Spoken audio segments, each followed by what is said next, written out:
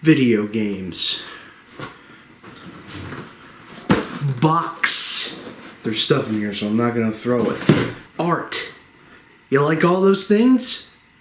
Me too. Put that all together, and what do you get? You get the cover of Toe Jam and Earl.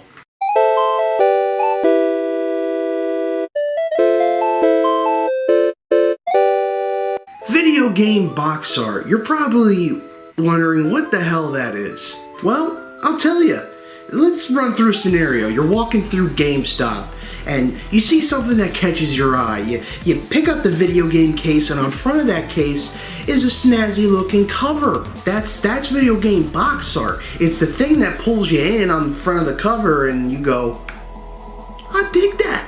That's basically all it is. It serves to pull you in and make you interested in the game.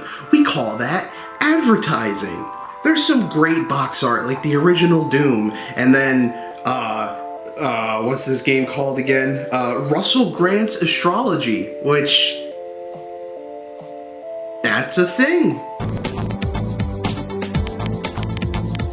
Are we serious? This is the video games we make? Okay. So today, I thought I would talk about some of the best video game box art, and I'll throw in a couple bad ones, but the highlight will be the best of the best. The Baracus to the Obamas. Who said that, mommy?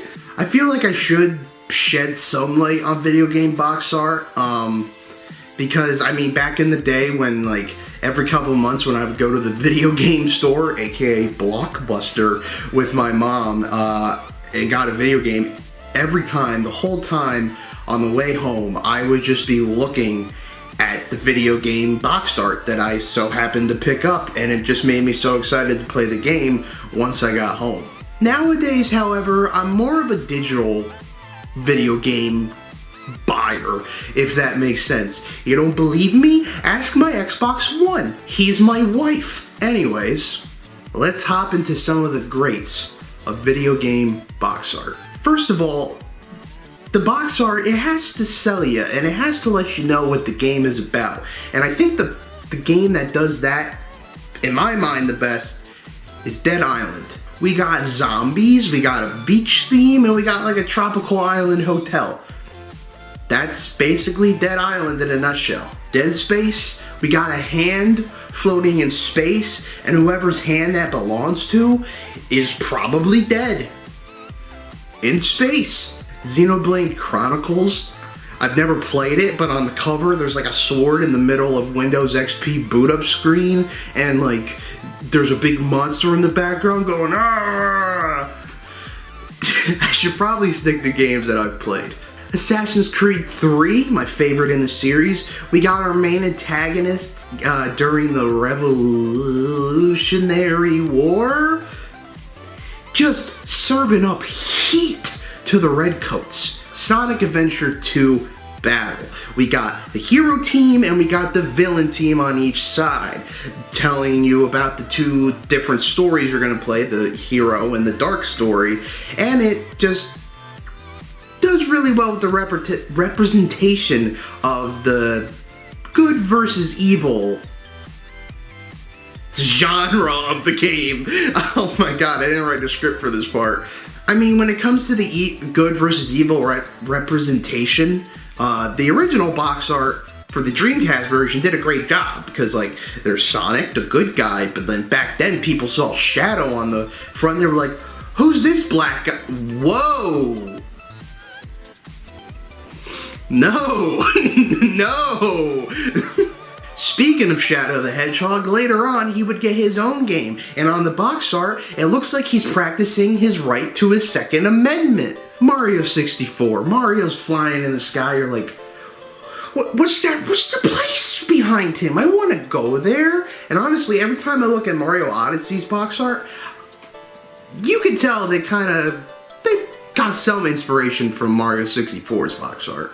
Left 4 Dead. Now, you can easily say it's just a zombie hand, a boring zombie hand with a logo, and to that I'll say you're sounding a lot like my ex-wife. Make sure our kid's diabetes is doing okay. But if you really think about it, the 4 in the title, and on the zombie's hand there's only 4 fingers, it represents that this was a 4-player multiplayer game.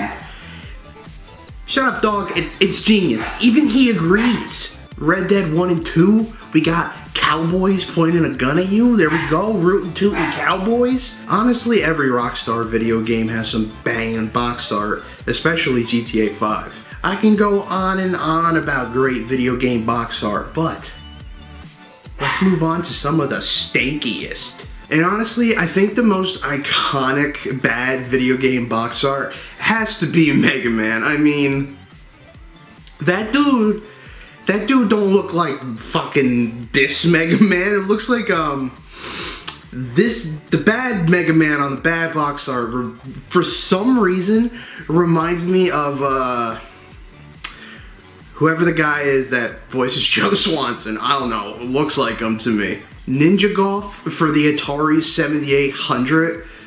It's not bad necessarily, but like, it just exists, I guess. Batman Arkham City is my second favorite video game of all time, but the Game of the Year edition, the box art for that, it's hideous. Hideous. Too many letters. Why? Stop it.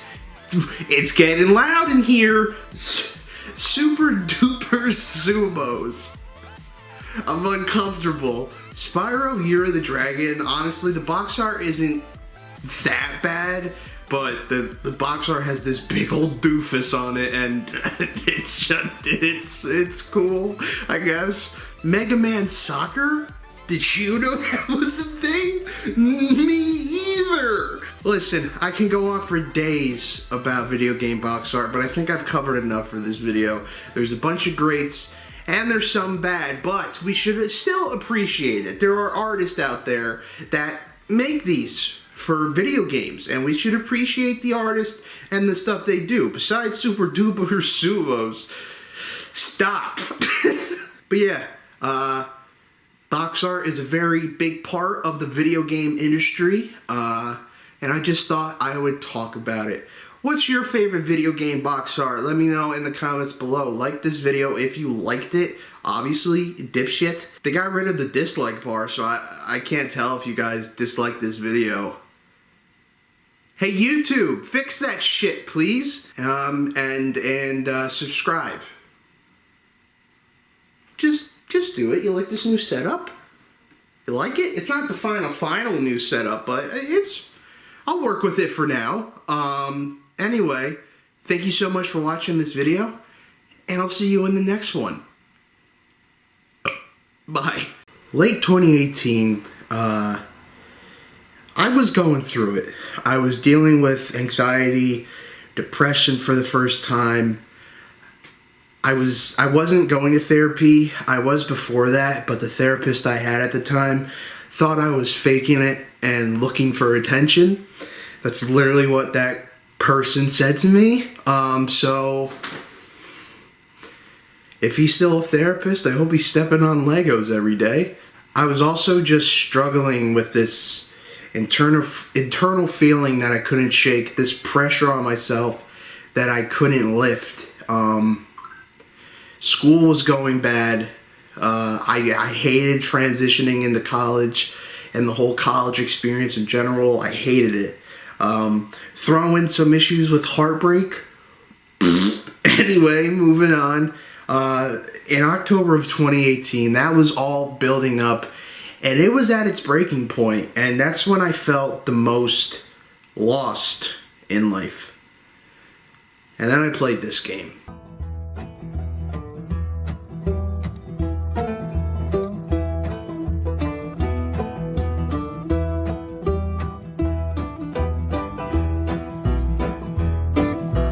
I've said this many times on the channel, but Red Dead Redemption 2 is my favorite video game of all time.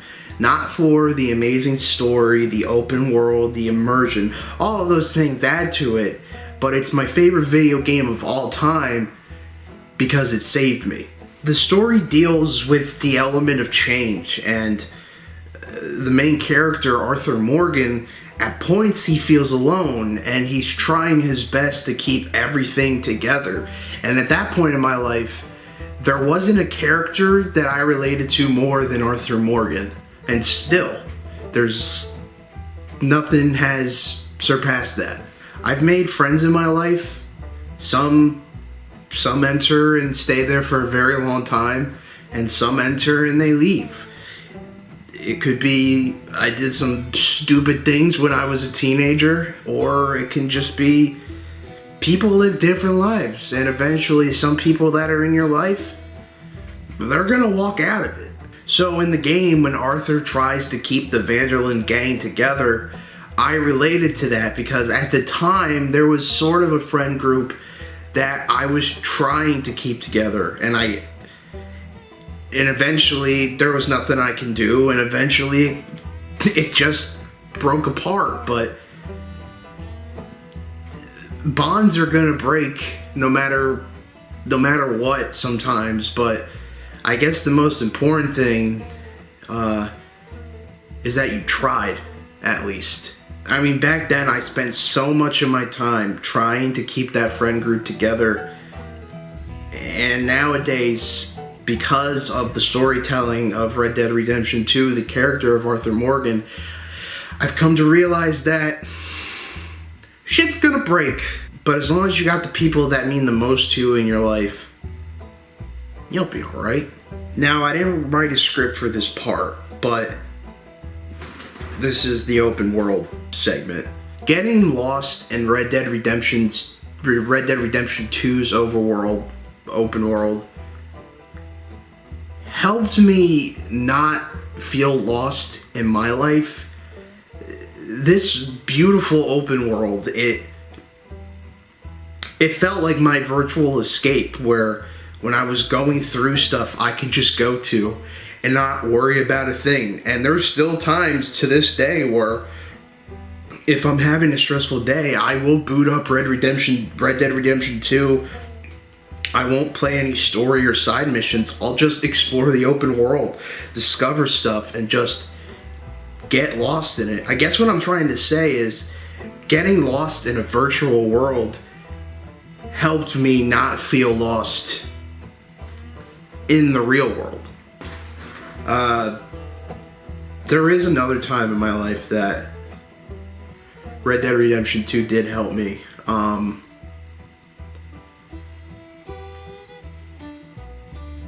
haven't talked about this in a while, but here we go. About 2 years ago, I lost my childhood dog, Mick.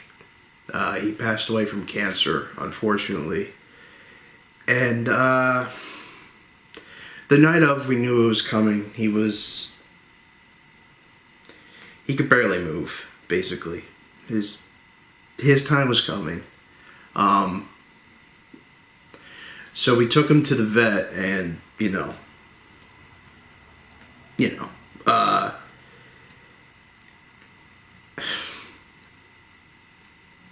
and when he was fading, when he was dying, basically, in a peaceful way,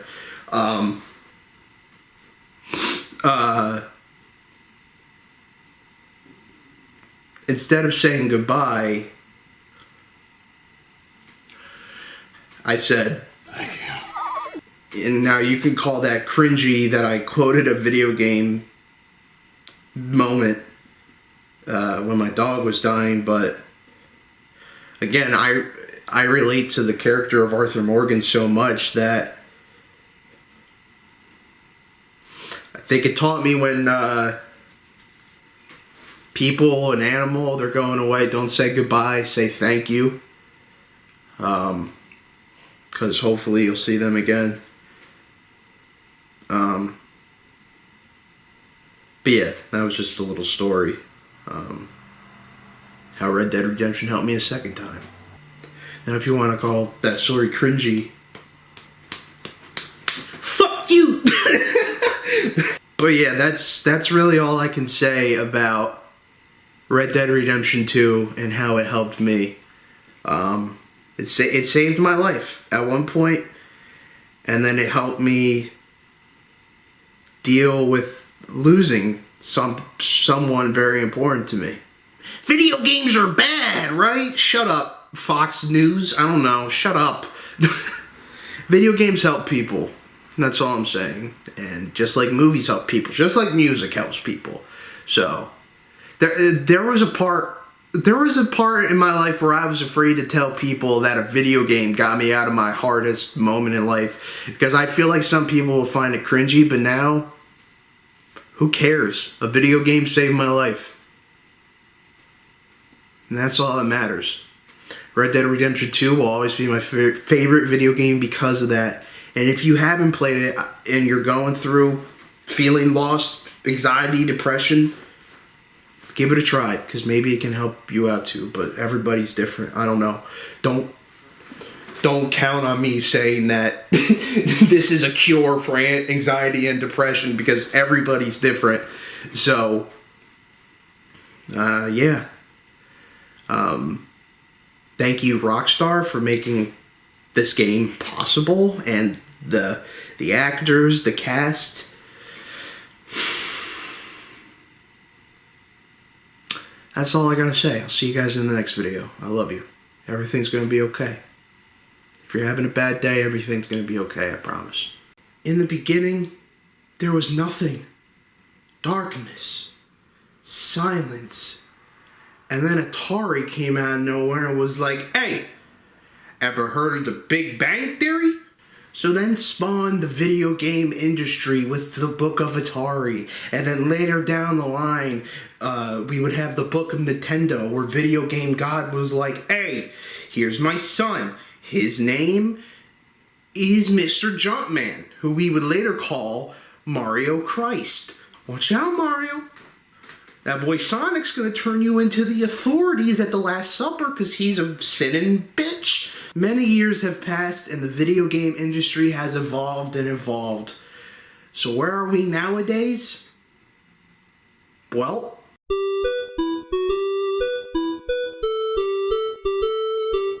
so there's a lot to unpack in this video. But listen, it's been a long time. We know a lot about the video game industry, the origins of it. So how about for this video, we just focus on the present day. Obviously, the three big juggernauts are Microsoft, Sony, and Nintendo, but we gotta take a closer look at them. With these three big companies inside them, there's sub-companies that do work for them. Which, and are partnered with them, which... Let's talk about what even inspired this video. Yesterday, well, when I'm recording this happened yesterday. Who knows when this video is coming out? But Microsoft bought Activision, Blizzard, Candy Crush, for, you know, a small amount of $70 fucking billion. Oh my god. Now this means they have the right to big games like Diablo, Call of Duty, World of Warcraft. I can keep going, but just like I said, now that they're working with Activision and Blizzard, inside Activision and Blizzard, they have their smaller companies. It's like a freaking freaky triangle. Stop it, I'm afraid of geometry. So that means Microsoft works with Treyarch now, Call of Duty, Ravensoft, who... again, Call of Duty, but they also made the Marvel Alliance games. High Moon Studios, that I've never really heard of, but they worked on the Deadpool game. Call of Duty again, and something to do with Destiny. Beanox, which, Call of Duty. A shit ton of Spider-Man games. The Crash Team Racing remakes, which is very slept on, by the way. Sledgehammer Games and Infinity Ward, which have worked on Call of Duty. Demonware, which I have no clue what that is, but cool, I guess. And finally, the last company now that they work with is Toys for Bob, which made the Spyro Reimagined trilogy, the Crash trilogy remake, and Crash 4. And that worries me a little bit, but we'll talk about that in a little bit.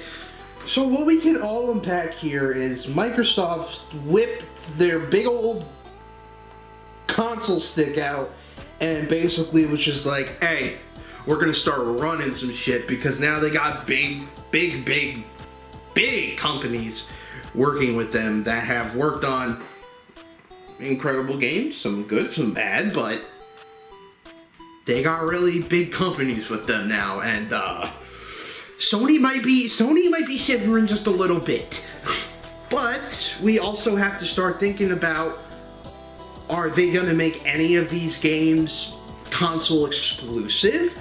Because if you think about it, they now own World of Warcraft, but World of Warcraft has been a PC game mostly for years. So, like, what if the next World of Warcraft trailer comes out and it's like, exclusively on, why did I make that voice? Exclusively on Xbox consoles. I don't think that's going to go down very well. Do I think Xbox is going to make games like Call of Duty and World of Warcraft console exclusive? No. No. But that's just the theory, a game theory. Now let me back it up a little bit, and let's talk about the Toys for Bob situation with Spyro and Crash, and why it's my most concerning thing about this whole deal. I'm crossing my arms like a soccer mom who, I don't know. So Crash and Spyro now belong partly to Microsoft, which is kind of ironic, because what fucking timeline do we live in, folks?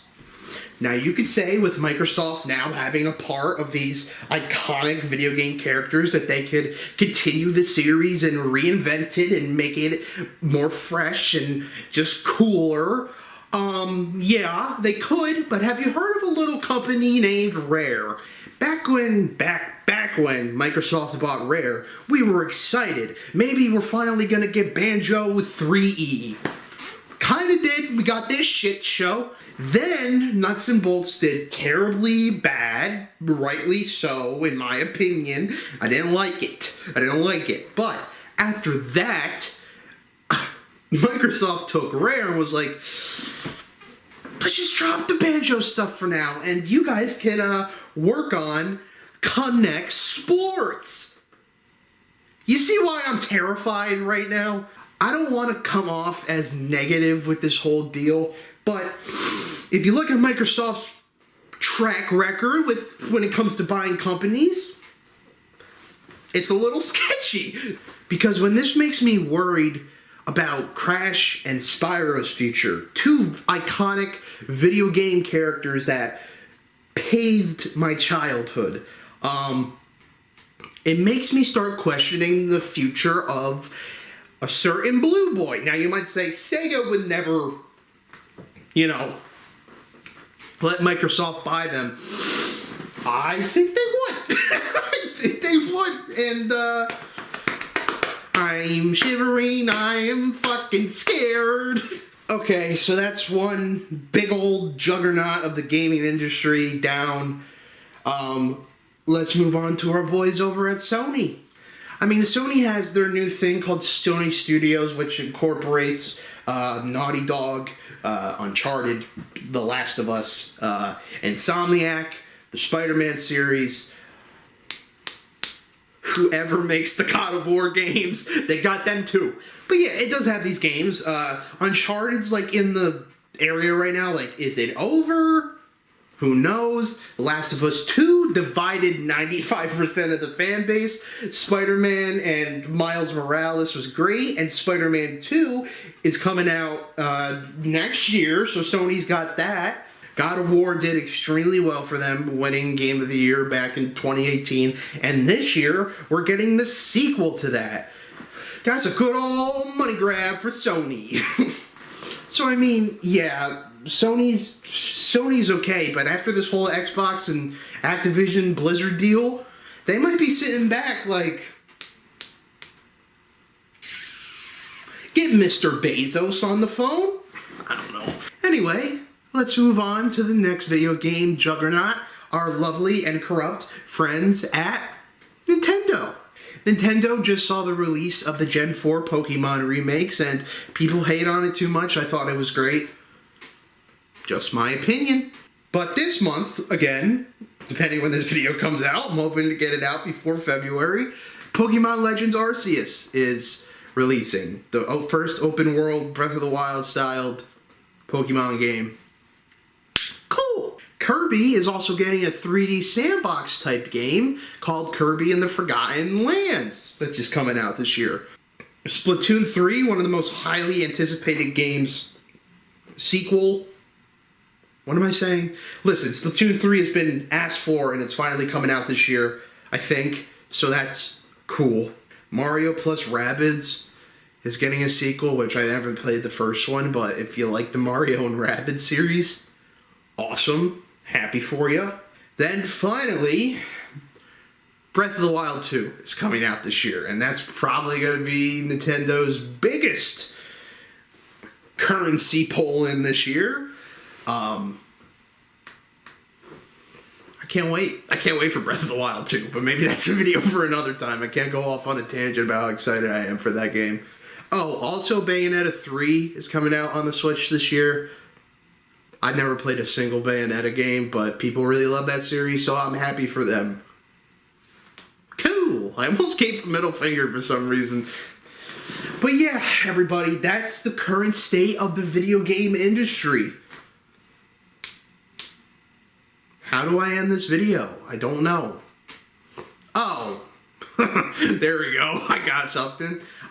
So on February 11th, 2022, I'm releasing my first mixtape, EP, whatever the frig you want to call it, called Crazy Kid. It's a 8-track project. It's going to be out on here for free. I'm not making a single penny off of this either. And it's going to be on here for free and also SoundCloud, so get excited for that.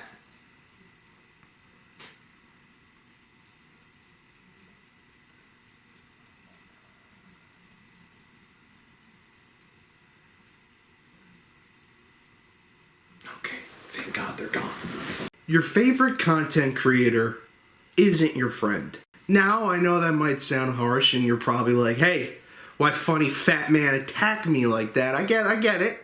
Let me just explain, please. Let's just have a civil conversation about this, and if you don't want to be civil about this, at the end of the day, it's your problem, not mine. Now you might be asking yourself, Jerry, what if my favorite content creator just so happens to be my best friend in real life? If that's the case, well, good for you and good for supporting your friend.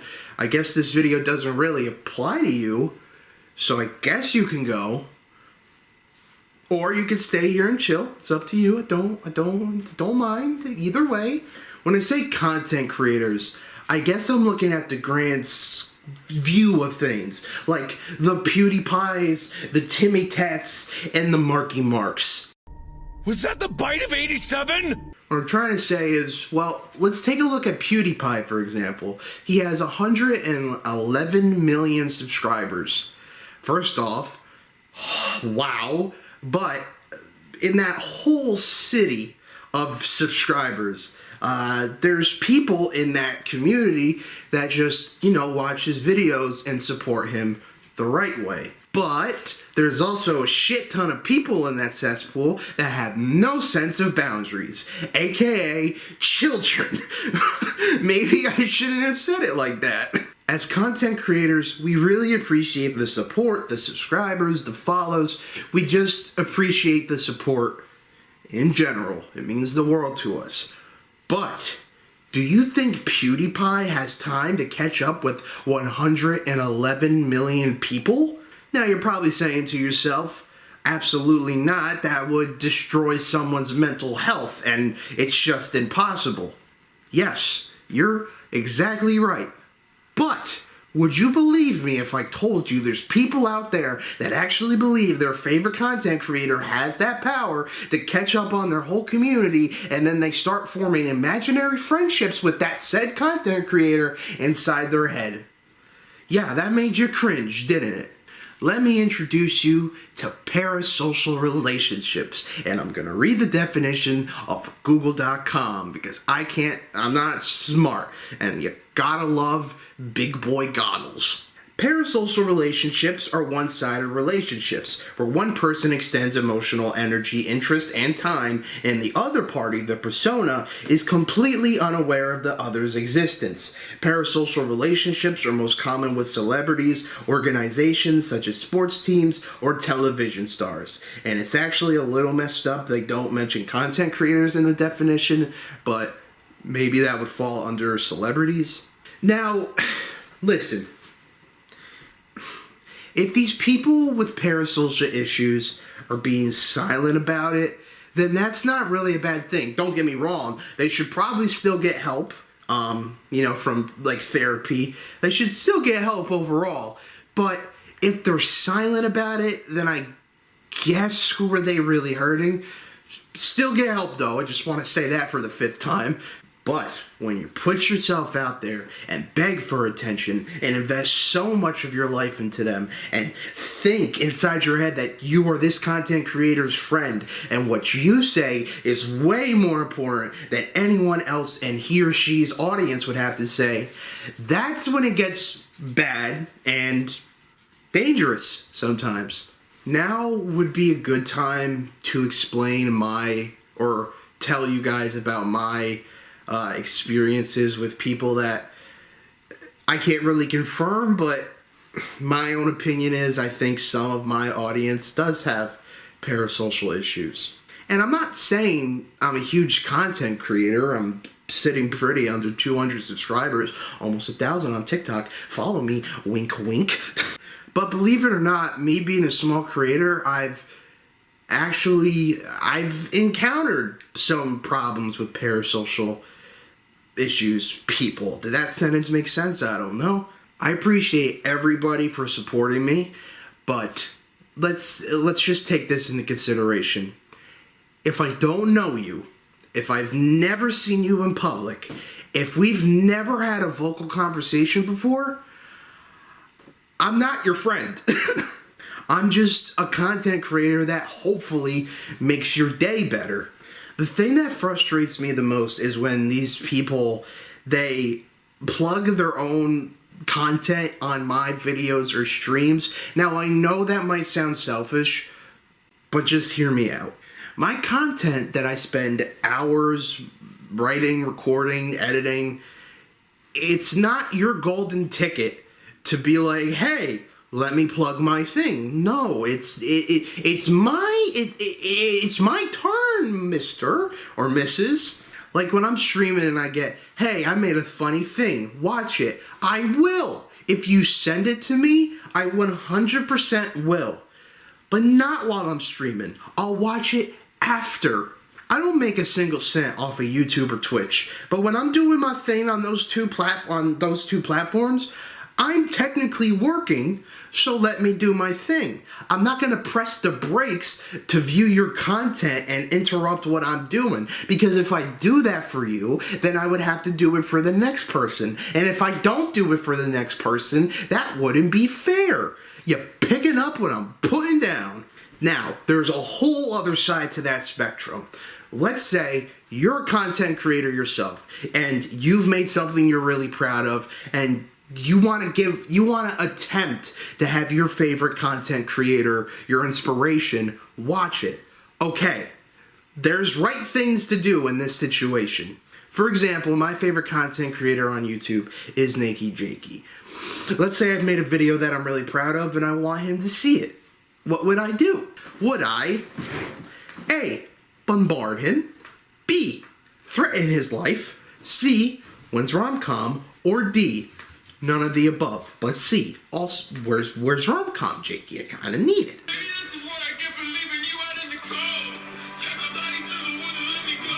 Here's what personally I would do.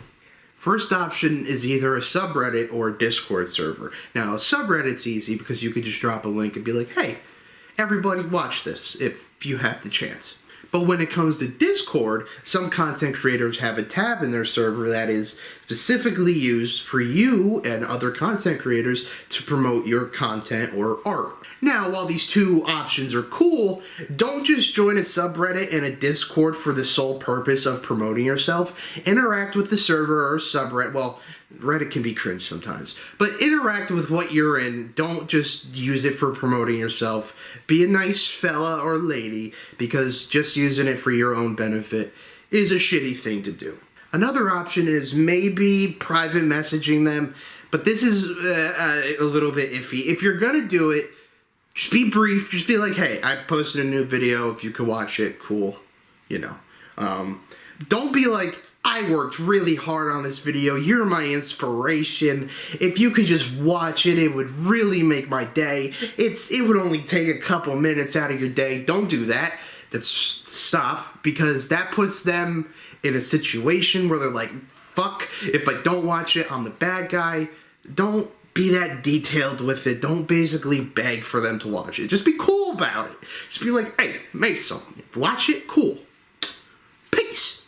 And the final option is just do you, boo-boo. Just do you. I mean, just keep making your content, and hey, maybe one day your inspiration that got you into making content will view it or watch your stream. It's a big maybe, but hey, it can happen. Overall, this video isn't meant to be mean-spirited in any way. This is just what I've been seeing and dealing with recently, and I thought I'd make a video about it. It's really cool to support someone in like their content or art. It's really dope, and it's really nice of you for doing that. Just don't take it too far. That's all I'm saying. And don't fool yourself into thinking that you're your favorite content creator's friend if they don't know you. It's not plausible, and they're not gods. They're humans just like you and me, and they're gonna die one day, and so are we. This got depressing. But yeah, they're human. This includes content creators all the way down to the Mark Zuckerbergs. Well, he might be a lizard. I'm not too sure about that. Thank you guys so much for watching this video. Subscribe for more content. I try to get a video out at least once a week. Sometimes I don't.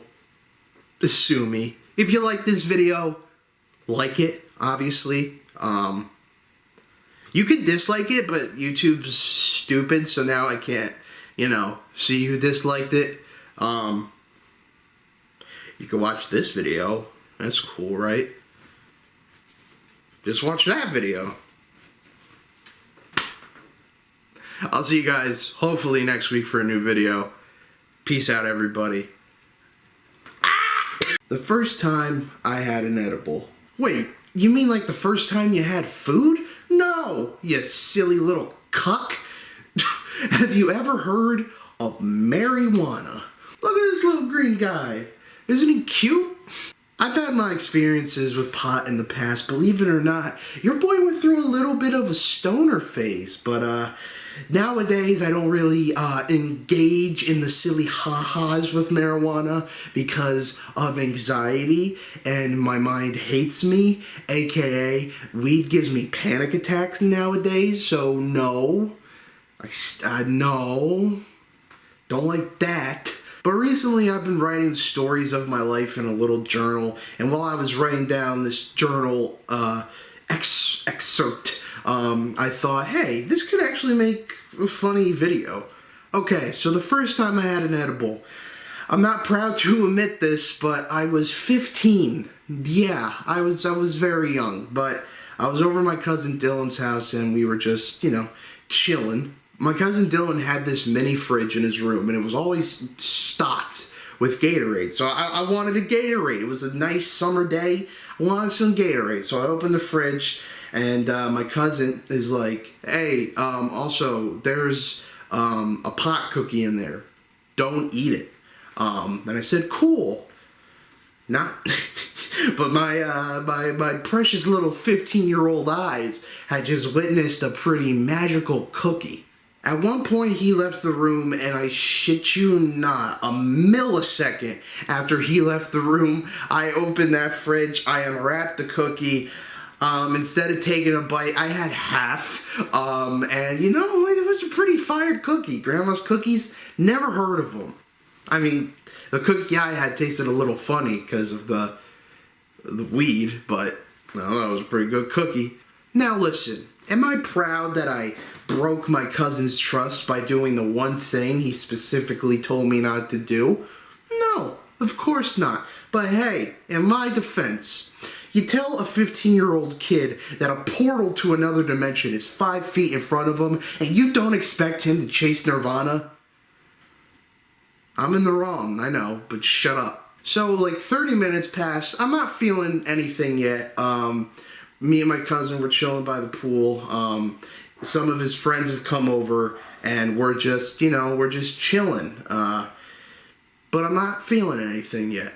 So everyone's just having a good time. The parties are getting started. But little do they know, there's a 15-year-old around them with pot in his stomach. So, the 1 hour mark, we're chilling in my cousin Dylan's room, and I'm not feeling anything. So, my cousin, he puts on a concert movie of Pink Floyd's The Wall, and 5 minutes later... So yeah, the high kicked in, and I entered Euphoria City. Now, apparently I got lucky. Apparently... your first time having an edible, it's 50-50 if it's going to be a good experience or a bad experience. But hey, I had a good experience, because if I had a bad experience, I wouldn't be making a video about it. But hey, lucky me, I had a good experience with my first edible. I was just sitting in the corner chilling. I felt nice and warm. I was taking in the sounds around me. Pink Floyd, goddamn, Pink Floyd was bringing me to tears. I'm just listening to all the people around me having these conversations, and my mind is processing about, like, where I could take the conversation. Where's this going? There's roots forming in front of me. Your boy is having some big brain energy. However, I hit my first roadblock of the high.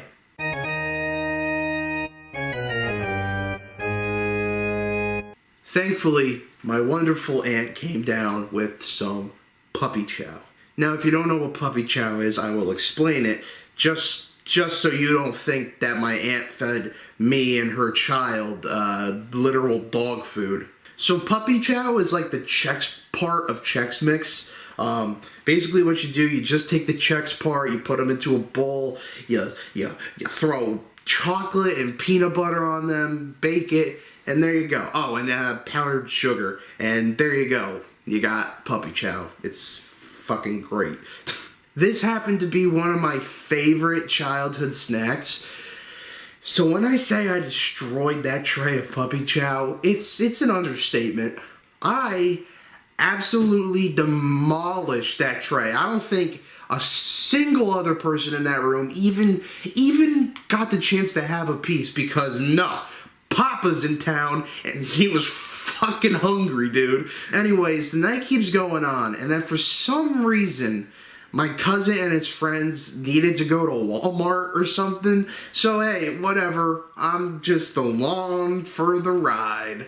We drive about 15 minutes to Walmart, we get there, we park, and I realize I don't have shoes on.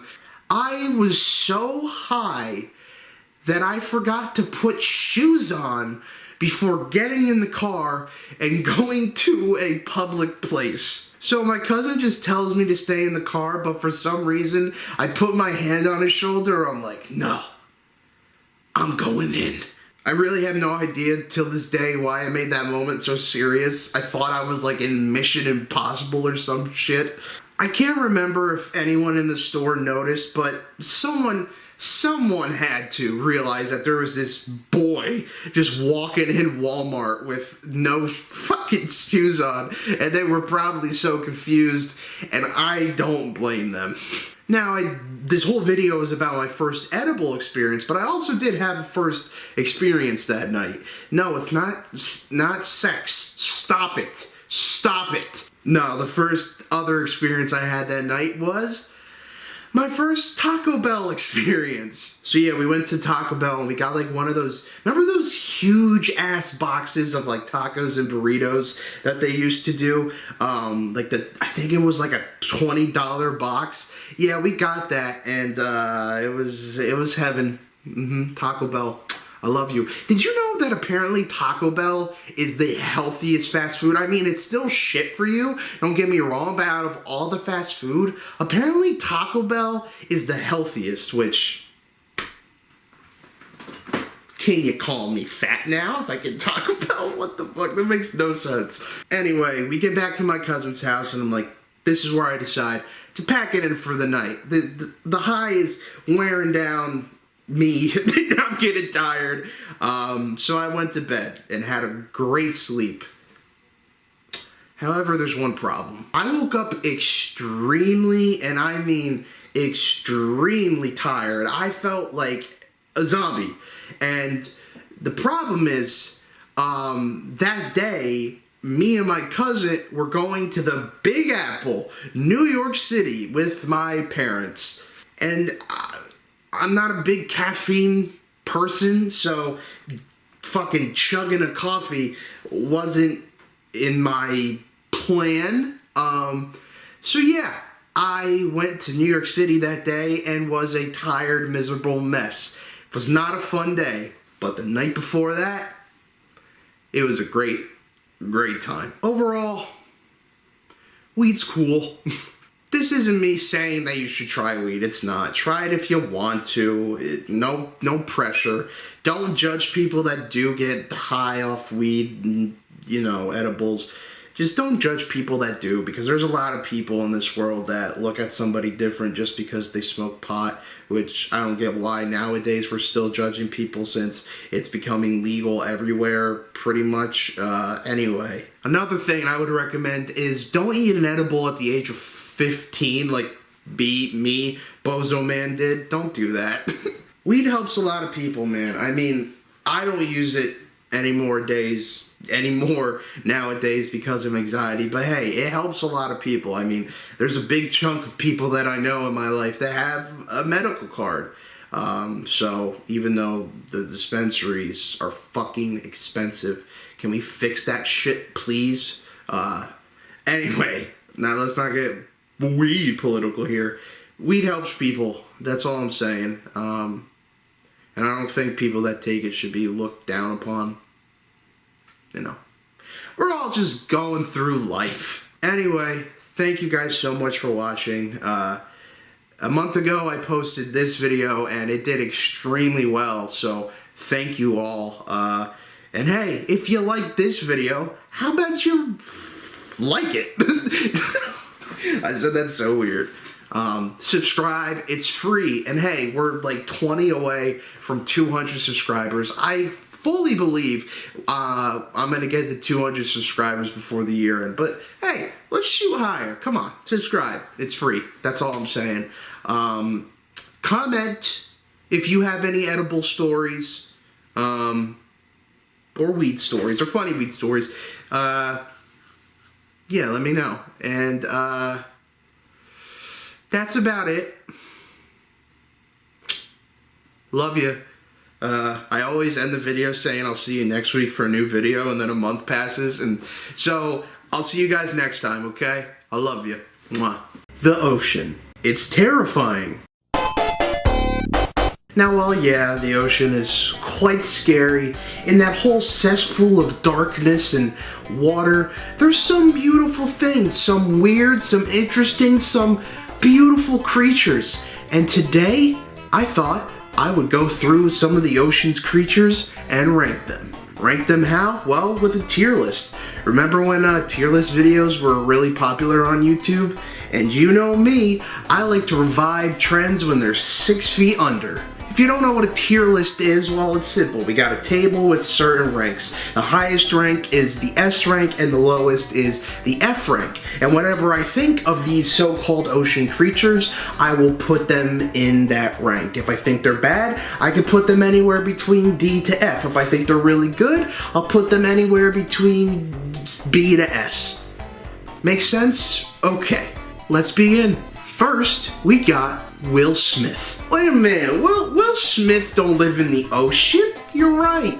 But remember a little terrible movie called Shark Tales? Listen, there's nothing much I could say about Will Smith's fish character in Shark Tales. I honestly forget what his name is in that movie. His design is cool. There's really not much to write home about. He's got a fat shark named Sebastian for a friend. Cool. So I think with all that, I'm gonna put Will Smith in the sea. Uh-oh, Richard! Oh, wow! You know what, Will Smithy? Just for that, you have been exempt from any tier list I make for the next 10 years. Hopefully that will make you learn your lesson. But for the sake of the argument, I'll put cheating wives in the F tier. Next up, we have the pufferfish meme.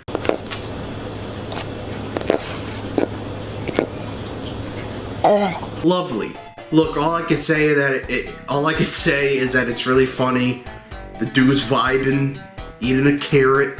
He moans. Did he get killed after that video was done recording? Yep. Pufferfish goes in the B tier. Speaking of fish, Cheep Cheep from the Mario series.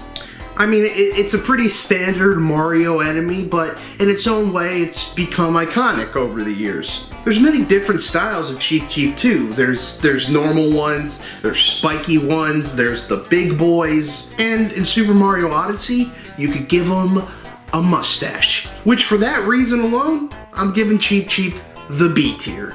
Eels. Ew. I'll be honest, I don't like eels. They're ugly. They remind me of snakes. And just like Indiana Jones, your boy, I hate him. I don't like snakes. I don't hate Indiana Jones. I hate snakes. And electric eels? Excuse me? They shock you? Because of them, they made the terrible blue Electro? Get the fuck out of my house, bitch. Eels go in the D tier. Sharks. There's many in this world. Hammerheads, the great whites, your mother. But the one I picked for this tier list is a very special one because he's extinct. The Jurassic Chad of the ocean, the Megalodon. It's a dinosaur.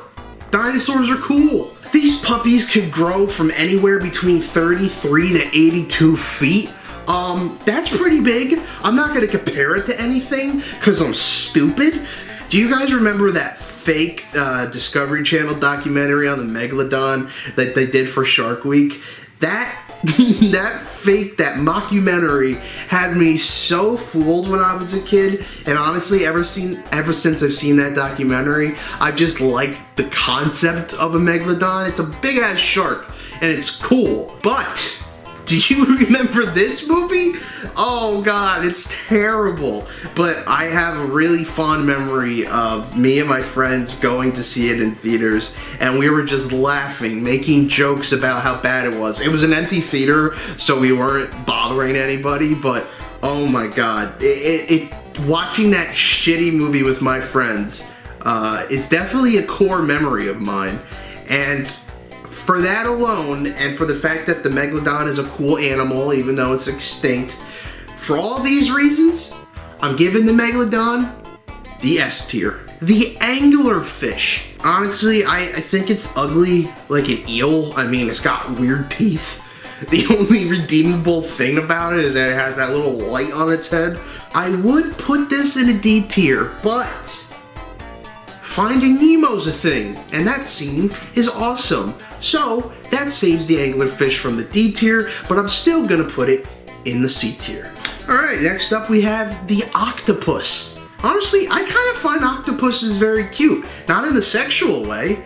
I didn't even need to say that part. But look, they're just vibing. They can crawl into little places to hide. They know how to protect themselves. They can camouflage.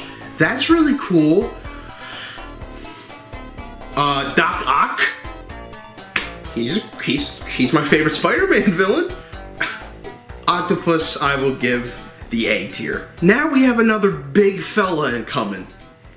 Moby Dick. Bro, his name is Moby. Like, his name is Moby. And don't even get me started on his last name. I'm not gonna call him Moby Richard. What the fuck? That doesn't even, why did I say that? I don't know. And Moby Dick, honestly, is kind of boring. It's a big whale that kills people, but oh, this whale's bigger than the rest. Bro, you ain't no Megalodon. Get out. I would put Moby in C, but because of how iconic the tail is, I'll give Moby Dick the C tier for cock. Seahorses, right off the bat, there's false advertising. That ain't no horse. That ain't no horse. That thing don't gallop. That thing don't eat hay. I'm in a silly, goofy mood today. But hey, seahorses, they pump babies out. The male ones. Let's give it up for diversity. I would give seahorses the A tier, but for false advertising, I gotta give them the B tier. Okay, so for the rest of this video, I'm gonna read off this notepad of the blueprints of the script for the video because my camera battery's dying and I don't feel like recording again. Let's just get this over with. Okay, so our next one is jellyfish. They're vibing. They just vibe. They're squishy. Apparently some of them are immortal. If they're not killed, they can live forever. Okay, name me another fish in the ocean that could do that. No one. We can't do that shit. That's pretty cool. So for that, for being immortal, if they're not killed, I'm gonna give the jellyfish the A tier. Now, dolphins. I love dolphins. Dolphins are they're smart. They're very smart. Apparently, they're also similar to humans. They have a mate for life, I think. Cool. Don't switch up on the fam. They also fight sharks. I know they said they're similar to humans, but I wouldn't fight a shark. Would you? I am going to give the dolphins the S tier, not the ones from Miami. Dylan, if you're watching this, I got nothing to say about the Miami Dolphins. How are you, buddy? I miss you. For context, the Miami Dolphins are my cousin Dylan's favorite football team. All right, let's keep going. Ooh, we got very good boy. We got very good boy next up. SpongeBob. Now, what can I even say about SpongeBob? He's iconic. That's pretty much all I could say about him. My dog is barking and he agrees. I watch SpongeBob almost every day because I'm a fucking child. But hey, SpongeBob, he's iconic. And for that reason alone, I gotta give him the S tier. I'm just pumping out the S tiers right now. All right, our last fish ocean creature for this video, Kyogre from Pokemon. Now, he's a legendary Pokemon. Cool, dude. Legendary Pokemon. He's the ruler of the seas. You could compare that to the Megalodon. The Megalodon was called the ruler of the seas. Kyogre's just cool. He's an ancient, powerful, legendary Pokemon. He has a cool design. He's blue. I like the color blue. And for that reason, Kyogre gets the S tier. And that's pretty much everyone I'm adding to this tier list. Maybe I'll do another one in the future. But to recap, let's go over the tier list. So in F, we have cheating wives. Shout out Jada. E, nobody. But if Will Smith fans out there want him somewhere in the tier list, you can plead his case for the E tier. D, we have eels. C, the anglerfish and Moby Dick. B, the pufferfish meme, Cheep Cheeps and seahorses. A, we have octopuses and jellyfish. And the cream of the crop, in the S tier, we have the Megalodon, the dolphin, the sponge Bobby boy, and the Kyogres. Overall, while it's a terrifying place, the ocean's pretty cool, and it has some awesome creatures in it, even though half of the creatures I put on this tier list either are dead or just don't exist at all. But I still thought it was pretty fun. Did you guys have a good time? What is this blue fucking knockoff Blue's Clues shit? Yeah, everybody, that's my tier list. I had really fun. I had a really fun time recording this video. Again, I'm in a silly, goofy mood today. If you like this video, like it. You should subscribe. We're very close to 200 subscribers. That's dope.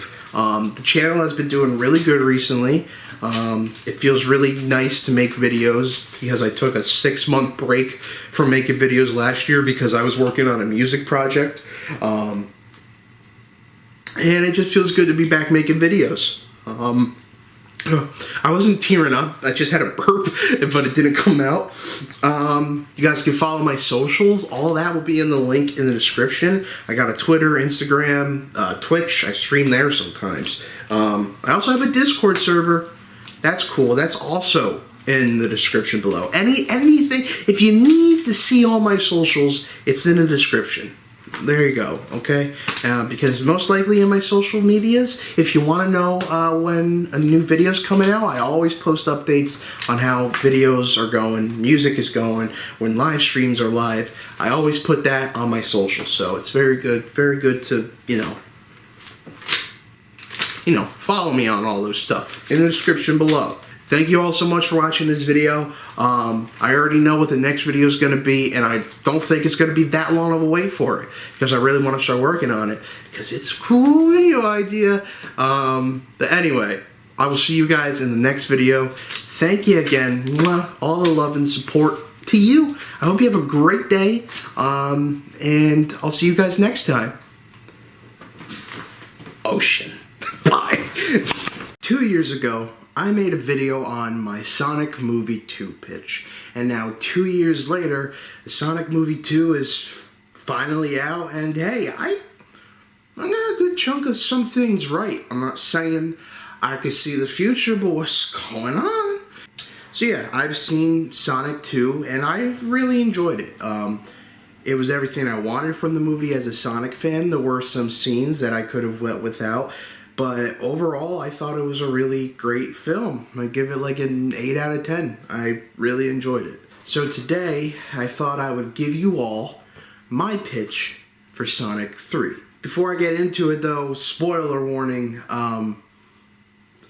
for me to even tell this pitch, I have to spoil the post-credit scene of Sonic Movie 2. So if you want to see the movie and you don't want to be spoiled on anything, don't watch this video. I mean, do watch this video, but like, watch Sonic 2 first, and then come back and watch this video. Cool? Okay. Alright, you got 3 seconds. 3, 2, 1. Spoiler time. Okay, so the mid-credit scene, as we know, revealed Shadow the Hedgehog.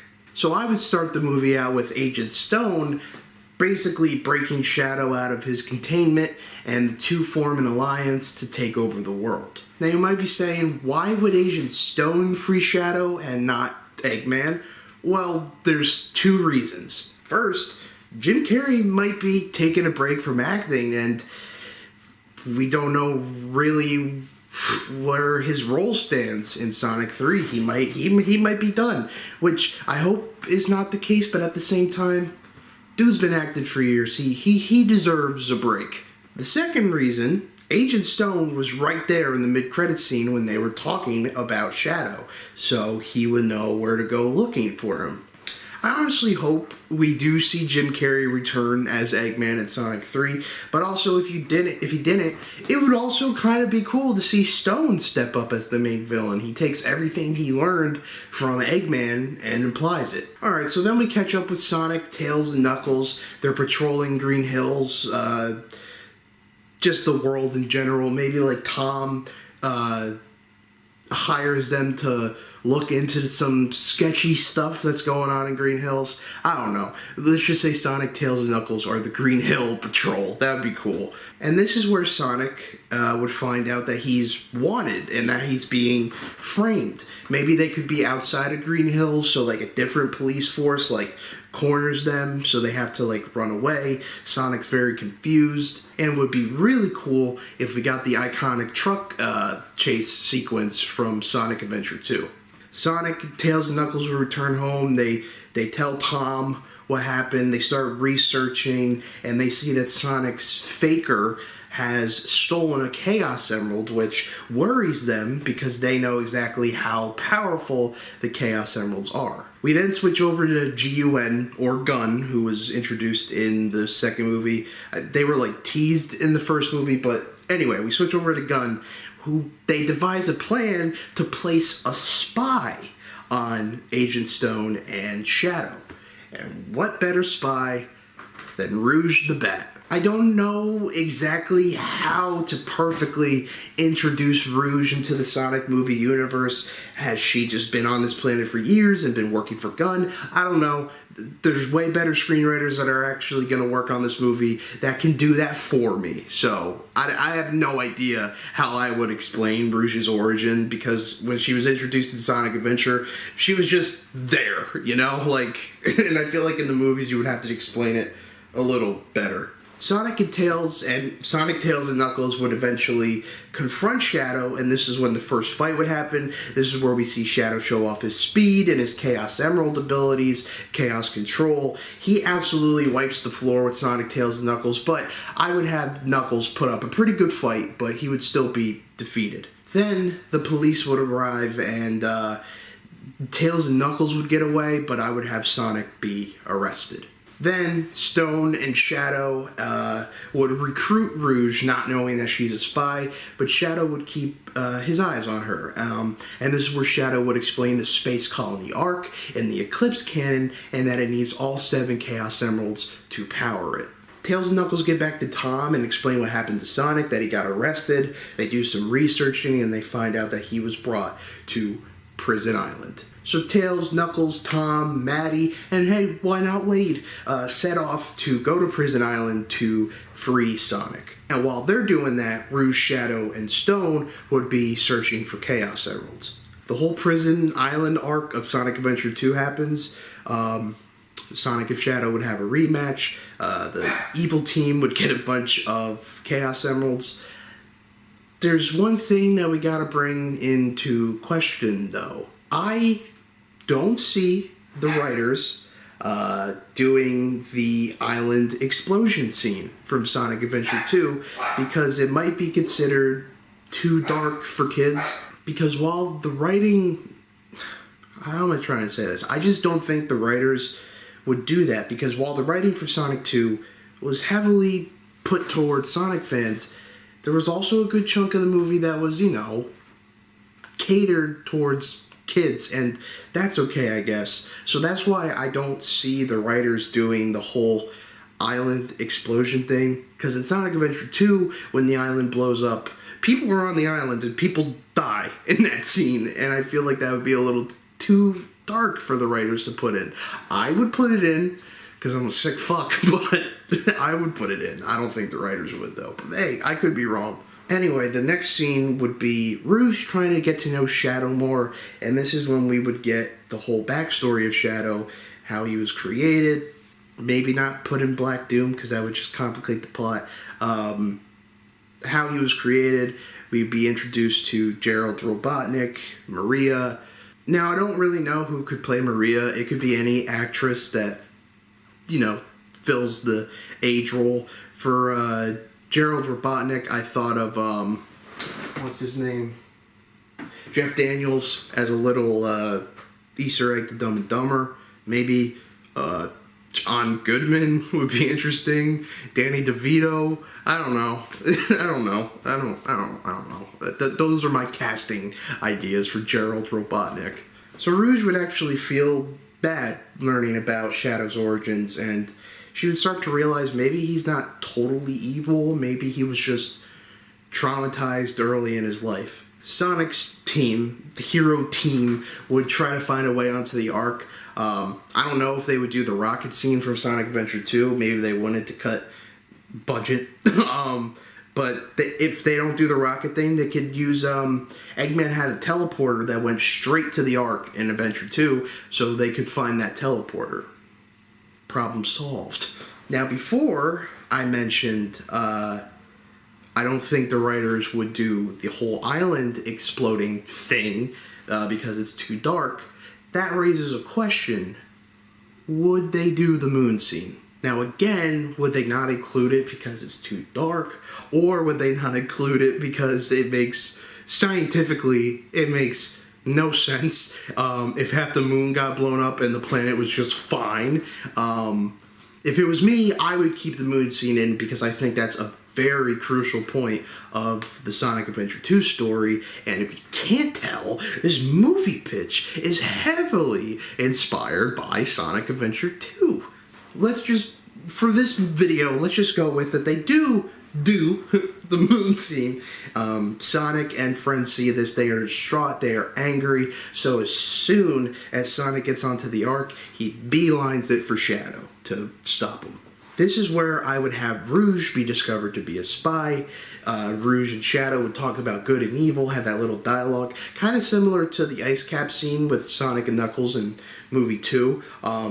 But Shadow wouldn't listen to anything Rouge says. Shadow would go to take Rouge out, and then Sonic would arrive. Sonic and Shadow would have their iconic final fight, and hey, movie 3 writers, I just gotta tell you, if you are basing the movie 3 off Adventure 2, which I really hope you are, because it would make the most sense, you have to have the iconic hallway scene with Sonic and Shadow because it's one of the most iconic scenes in the Sonic series, video gaming in general. It's crucial to the story of Sonic Adventure. It perfectly shows the difference between Sonic and Shadow while showing there are some similarities between them. It's a crucial point in the story, and if you're going the Adventure 2 route in the third movie, you have to keep that in. Eventually, Sonic would get the best of Shadow and defeat him, while Tails, Knuckles, Tom, Maddie, and Wade shut down the Eclipse Cannon. Shadow would run off defeated, and it looks like the day is saved until we have the whole Gerald Robotnik and BioLizard reveal.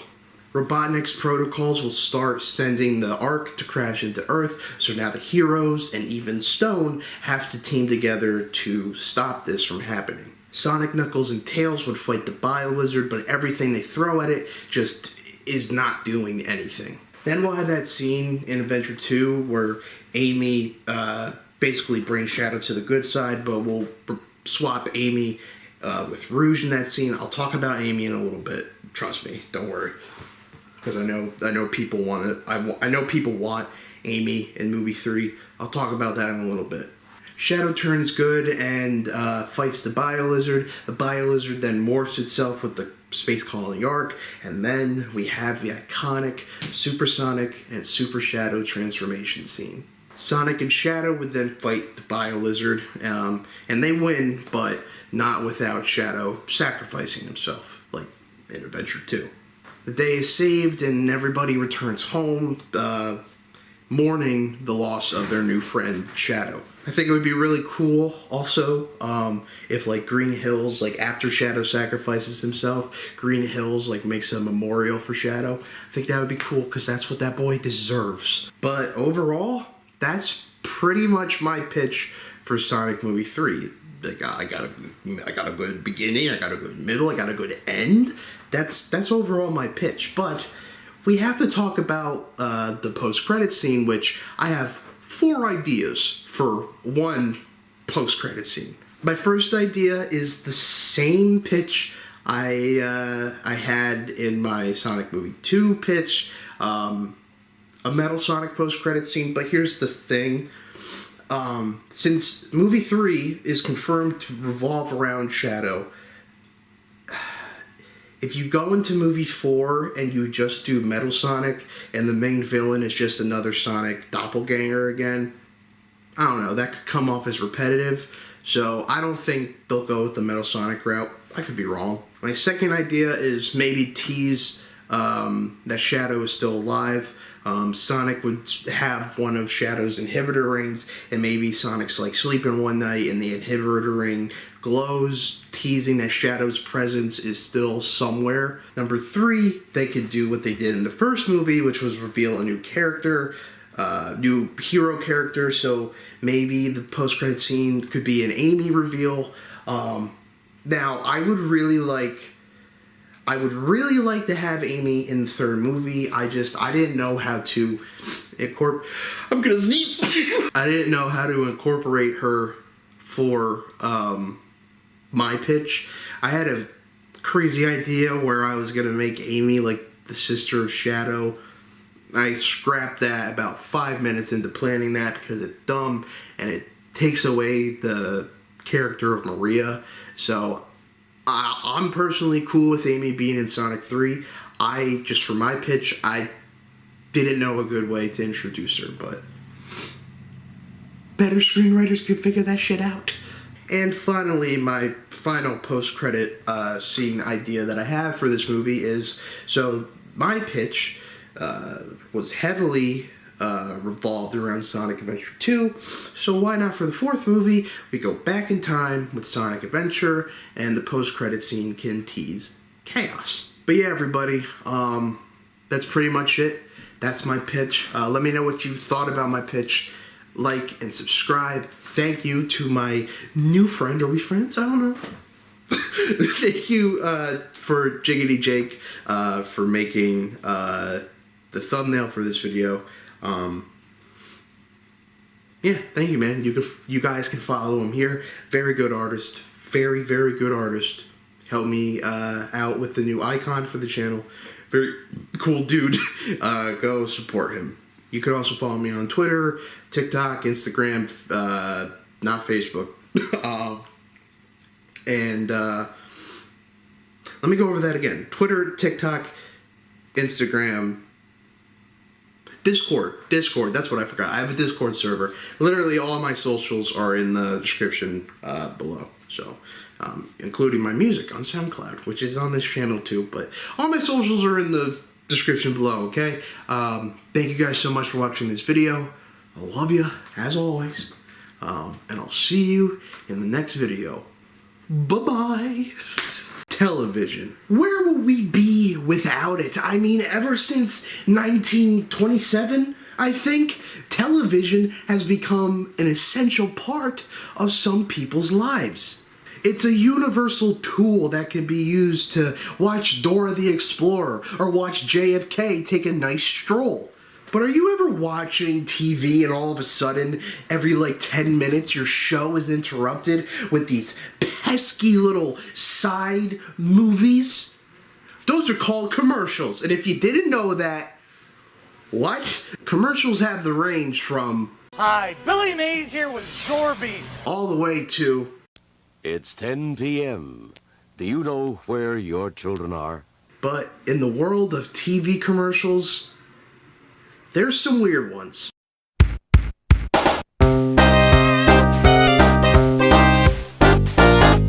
So let's dive into the weird world of TV commercials. That was a tongue twister.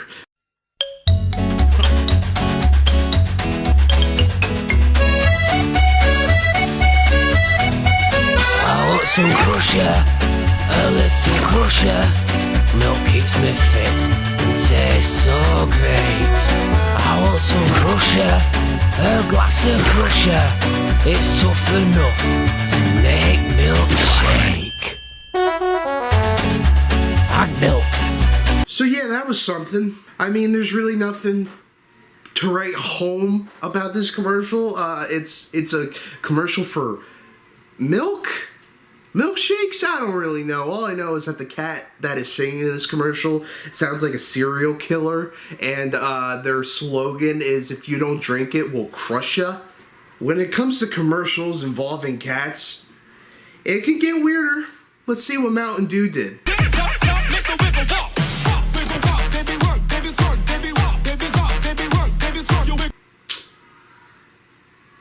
Garfield could never, dude. Hey, you like mattresses? I do.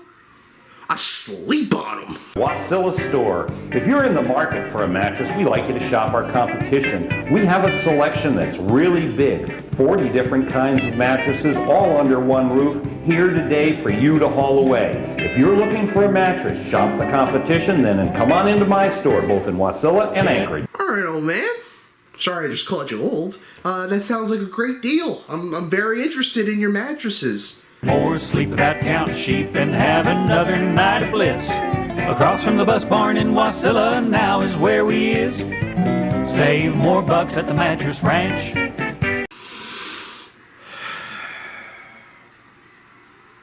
I'll take 10. Head on!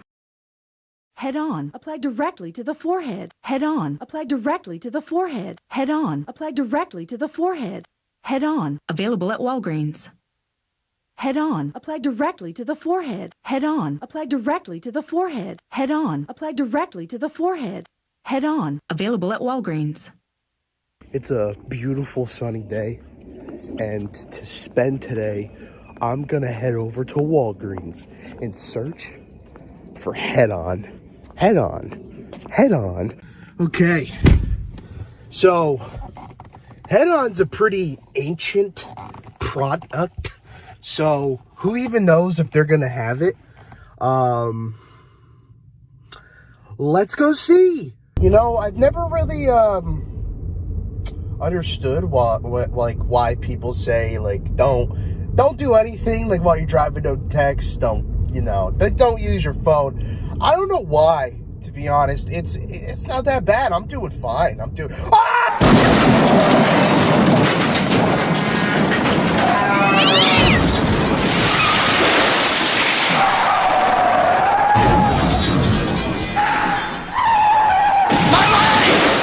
running over Shane Dawson and his cat that he molested, and the fish from SpongeBob, I have finally arrived at Walgreens. So it's time to go in, and the only mask I have in my car is actually one of my mom's that says happy hour on it.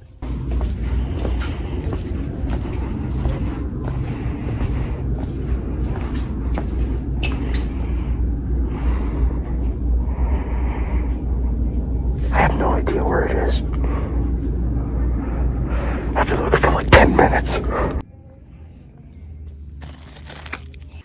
You like pepperoni, dude? You like it? Pepperoni a thing?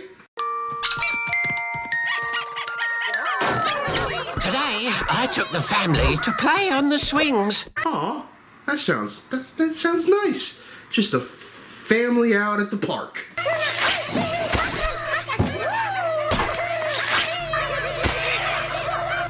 Your behavior today was appalling! I'm so proud! New pepperami nibblers. They're little bits of an animal. Oh, I don't think I want those little bits. I really don't.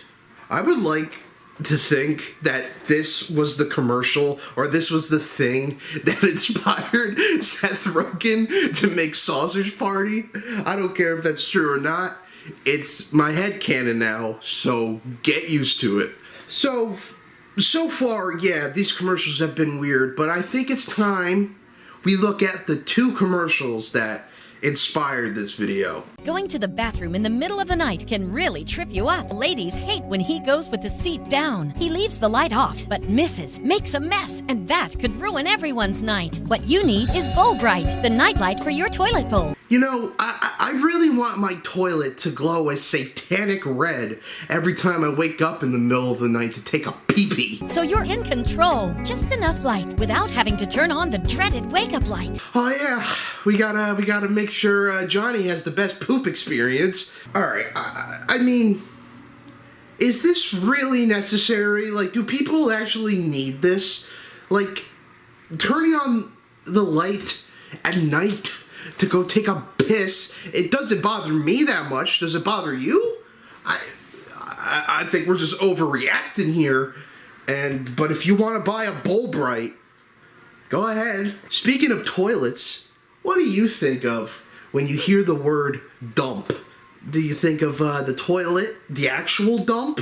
Or did you think of dump meals? Succulent baby back ribs, juicy roasted chicken, tender pot roast. Stop it. These can take hours to prepare, but what if they only took 5 minutes? Oh, food cooked in 5 minutes, only 5 minutes.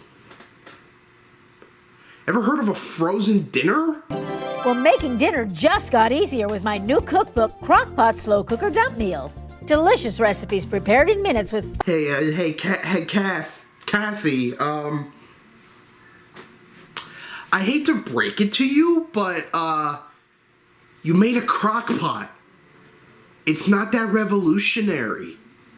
Many other people have done it. Want another soda secret? A can of ginger ale perfectly flavors this teriyaki chicken. Ginger ale on chicken? Is that a thing? Is that a thing? I don't really... Well, I guess don't knock it till you try it. How about a workday shortcut? Slow cook the juiciest meatloaf with baked potatoes. Is that safe? Putting metal in that thing? And never worry about burning.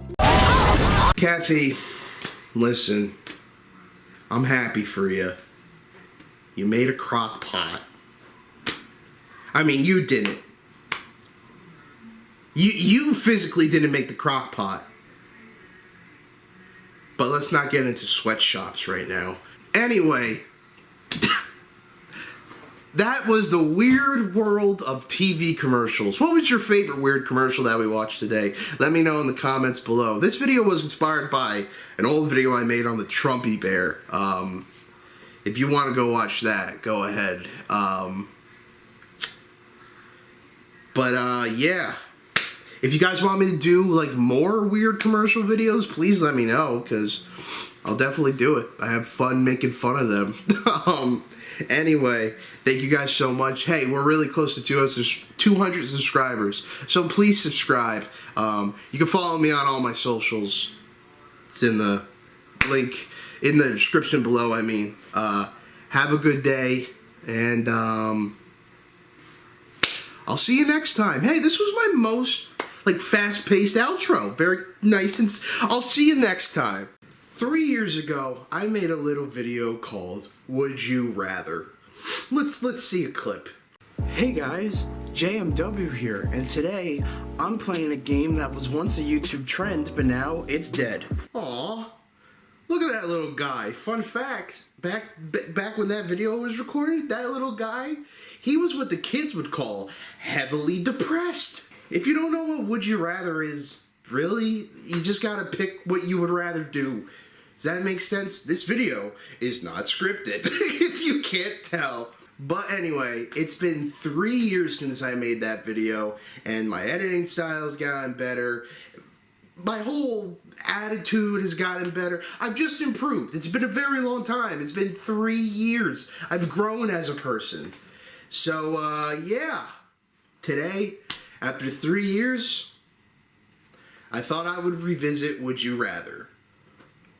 So let's do another one, baby!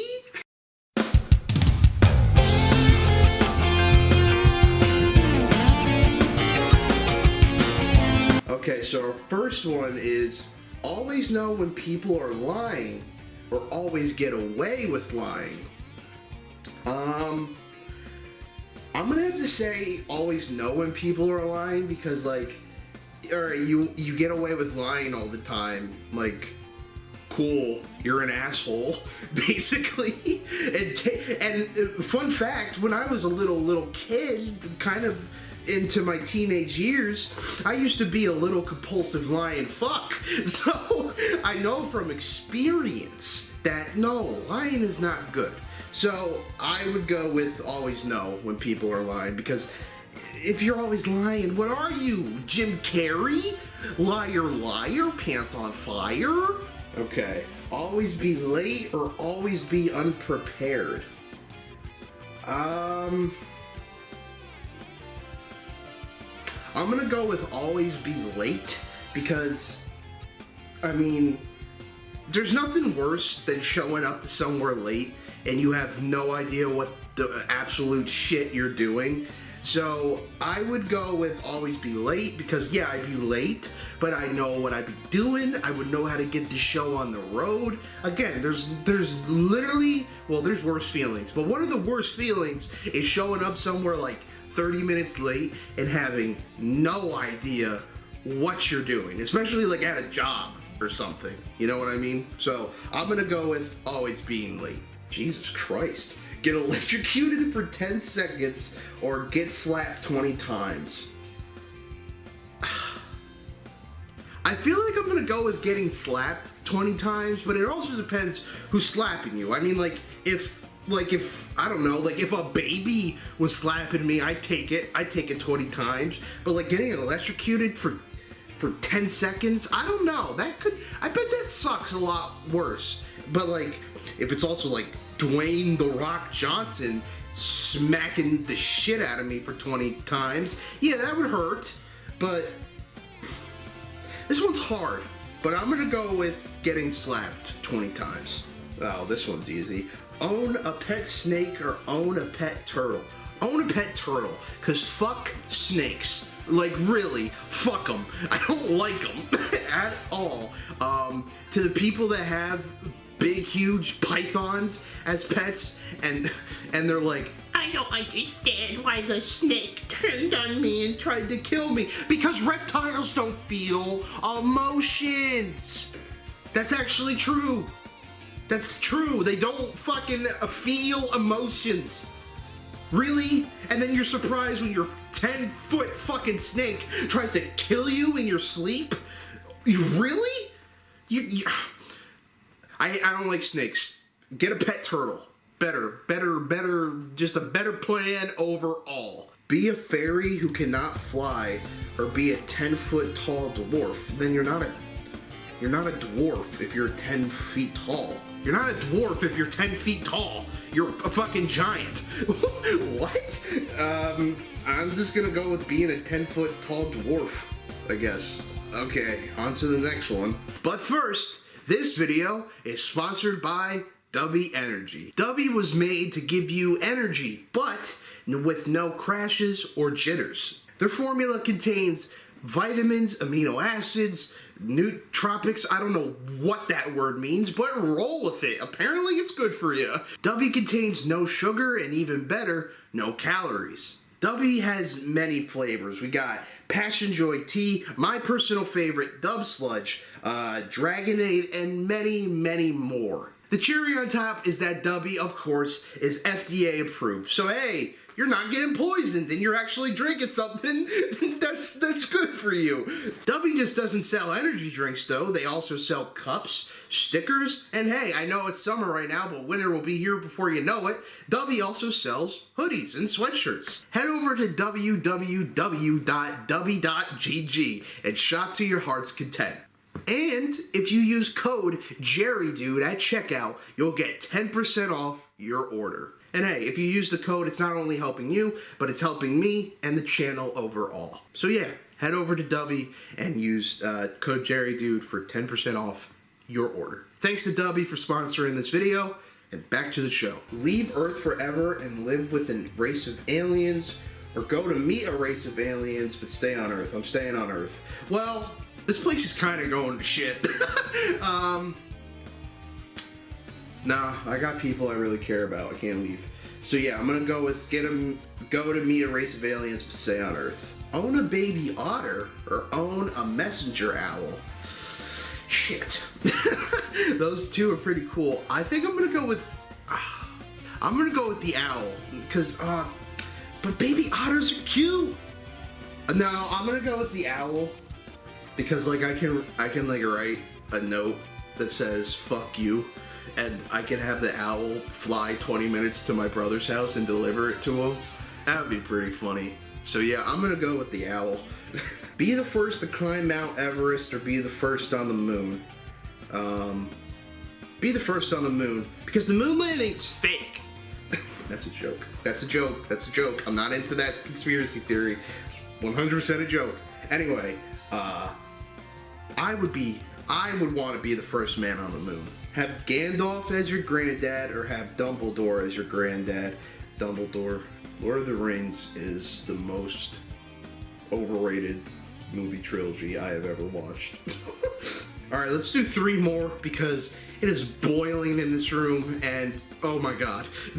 Would you rather be a Jedi or be a Sith? Be a Jedi. Hands down. I could chill with my boy Yoda. What? Would you rather have a personal chef or have a personal masseuse?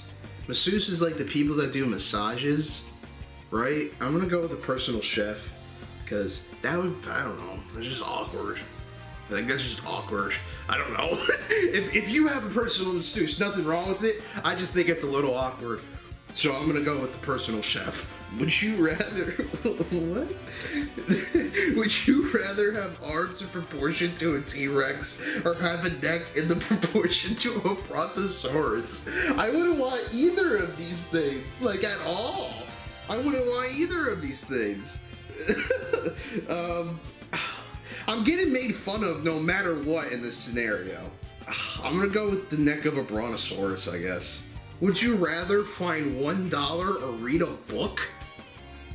What? Give me dollar. Give me dollar. Fuck books. I'm just kidding. Read books. They're great. They're great. But yeah, give me that dollar, dude. Would you rather have 3 wishes that had no catches or 6 wishes with minor catches? Oh, 3 wishes that had no catches at all.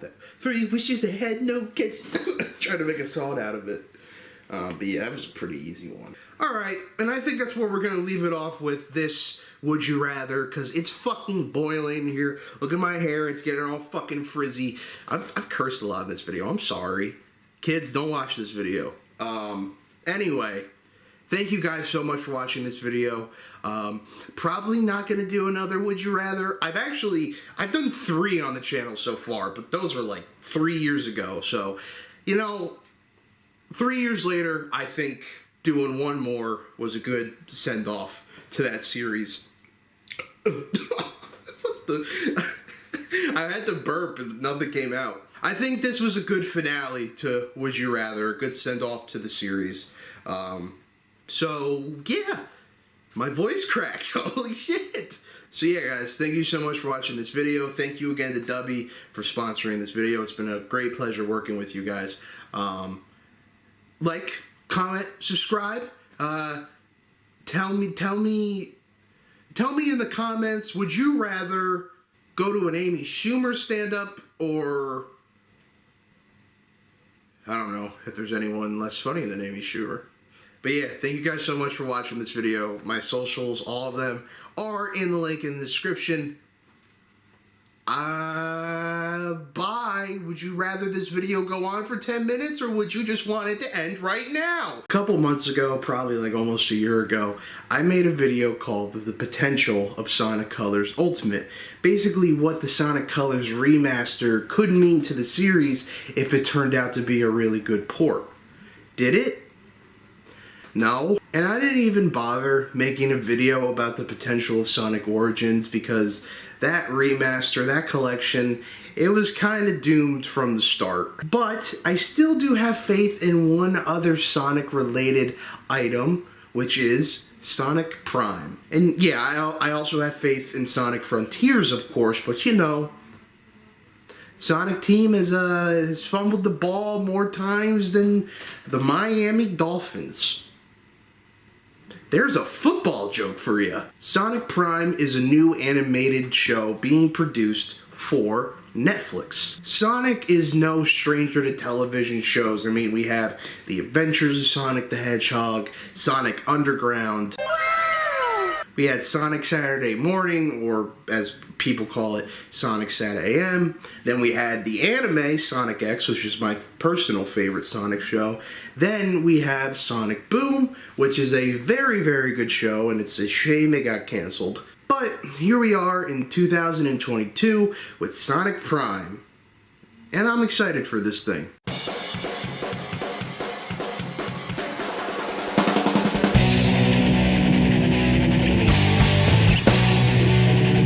Before we get into the potential of this thing, let's talk about what we already know about the show. Okay, so what we know so far, it's a multiverse story. Cool, love multiverse. Sonic's got a new outfit.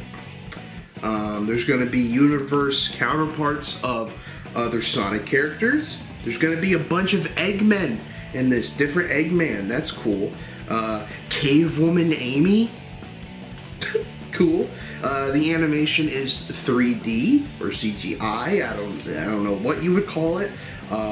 There's a new voice cast, which is interesting, and Shadow and Big are going to be in the show.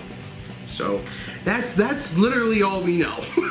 So, why does Sonic Prime have potential? Well, I mean, the show revolves around the second biggest video game character of all time, but the reason it has potential is because the multiverse. Multiverse stories have been getting really popular lately. I mean, Spider-Verse, Everything Everywhere All at Once. Marvel is officially started their multiverse saga. The multiverse is just a good topic for stories now when it comes to the media, and I think our blue boy is a perfect character to be thrown into the multiverse. And it's not his first time dealing with said multiverse. How many times am I gonna say multiverse in this video about a show that deals with the multiverse? Let me introduce you to the Sonic Archie comics, and better yet, let me introduce you to Sonic the Zone Cop. Oh my god, it's such a weird word to say. Wow. Sonic the Zone Cop is a patroller of the multiverse. Basically makes sure the multiverse and timeline is in order, which sounds a lot like the TVA from Loki, but anyway, Sonic, if you couldn't tell by his name, is a multiverse variant of Sonic, and in the Archie comics, there is a lot of them. I mean, there is Scourge. Just look at this panel from an issue of, like, I think it was called Night of the 1000 Sonics. Just look at this. Is that Wolverine Sonic, dude? Now, I'm gonna do something fun. As we know, this show is gonna be Sonic going through different universes, different realities. So I thought for this video, I'd pitch some of the universes that Sonic could visit. First, we have what if Sonic never destroyed the Death Egg, and in Sonic 2, and Eggman basically took control of the world. It'd be a dark scenario, but I think it would be a cool one to see, like, Sonic running around in Apocalypse. We could see how it affected Tails, Knuckles, Amy. I think it would be cool for Sonic to, you know, just run around in a apocalypse setting. I like this idea. A universe where the Echidnas were never extinct and Chaos was never made out to be the bad guy. And what if Chaos was Mobius's, Earth's, whatever planet Sonic's on nowadays? What if he was that planet's protector? A universe where Shadow and Sonic swap places. Shadow is basically the planet's protector, and Sonic was the one made on the Ark, and you know, the whole stuff with Maria being imprisoned. Basically, Sonic and Shadow just swap places. I think it would be cool to see. Now, I do want to get a theory out of the way that people have been saying. For the past months, people have been saying, oh, this is where they're going to reintroduce the Sonic SatAM universe, and the Freedom Fighters are going to be reintroduced. Probably not. And now, don't get me wrong, I think it would be really cool to see the Freedom Fighters again. I mean, I grew up on the SatAM show. I had a monthly subscription to the Archie comics. I do love the Freedom Fighters. Princess Sally, Rotor, Bunny, Antoine.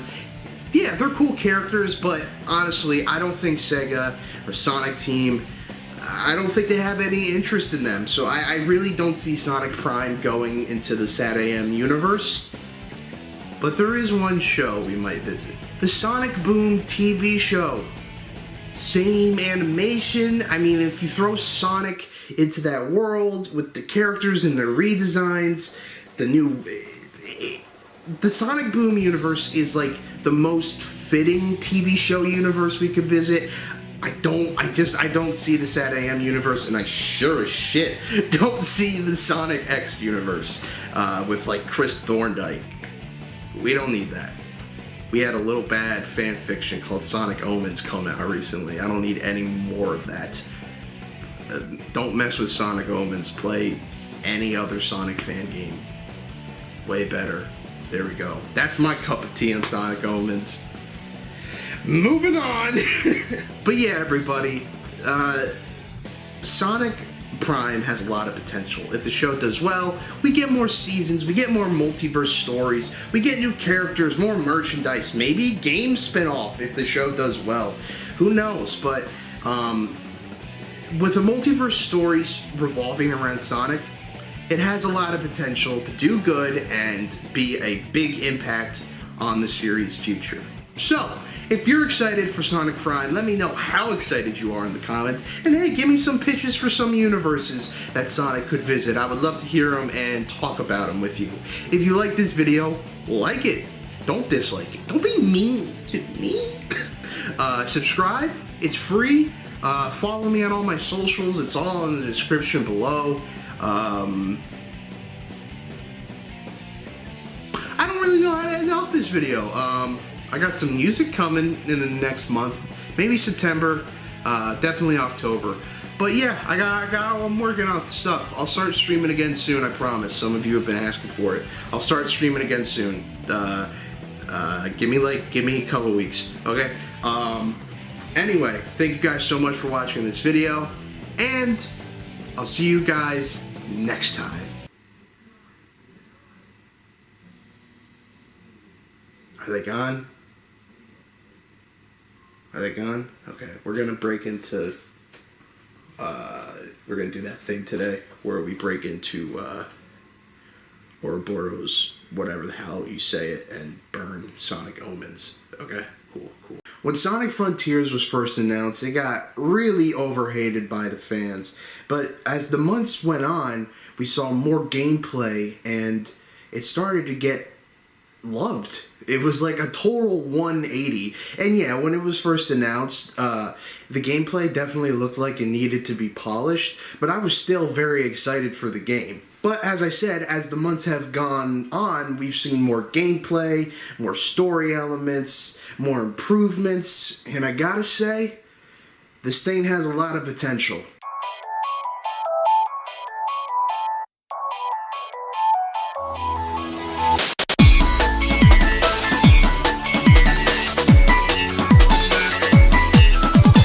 When it comes to the potential of Sonic Frontiers, we first have to talk about the first big thing in this game, the open zones. For the first time ever, we'll be able to explore worlds in Sonic that have the feel of an open world, and it's really interesting for a Sonic game to do this. It's what I've always wanted. Now, yeah, you could explore in Sonic Adventure, Sonic Unleashed, but those were merely hub worlds, and like these open zones are like 10 times bigger than the hub world. So Sonic Adventure and Sonic Unleashed, while I love those two games, they got nothing on Big Papa. And so far we know that there's not going to just be one open zone, there's going to be multiple, like this one, where I'm guessing it's just like the first world that gets you used to the gameplay and the environments. And then there's a desert area, and like there's nothing really to say about it at this point. Hey, it's a desert area, it looks cool.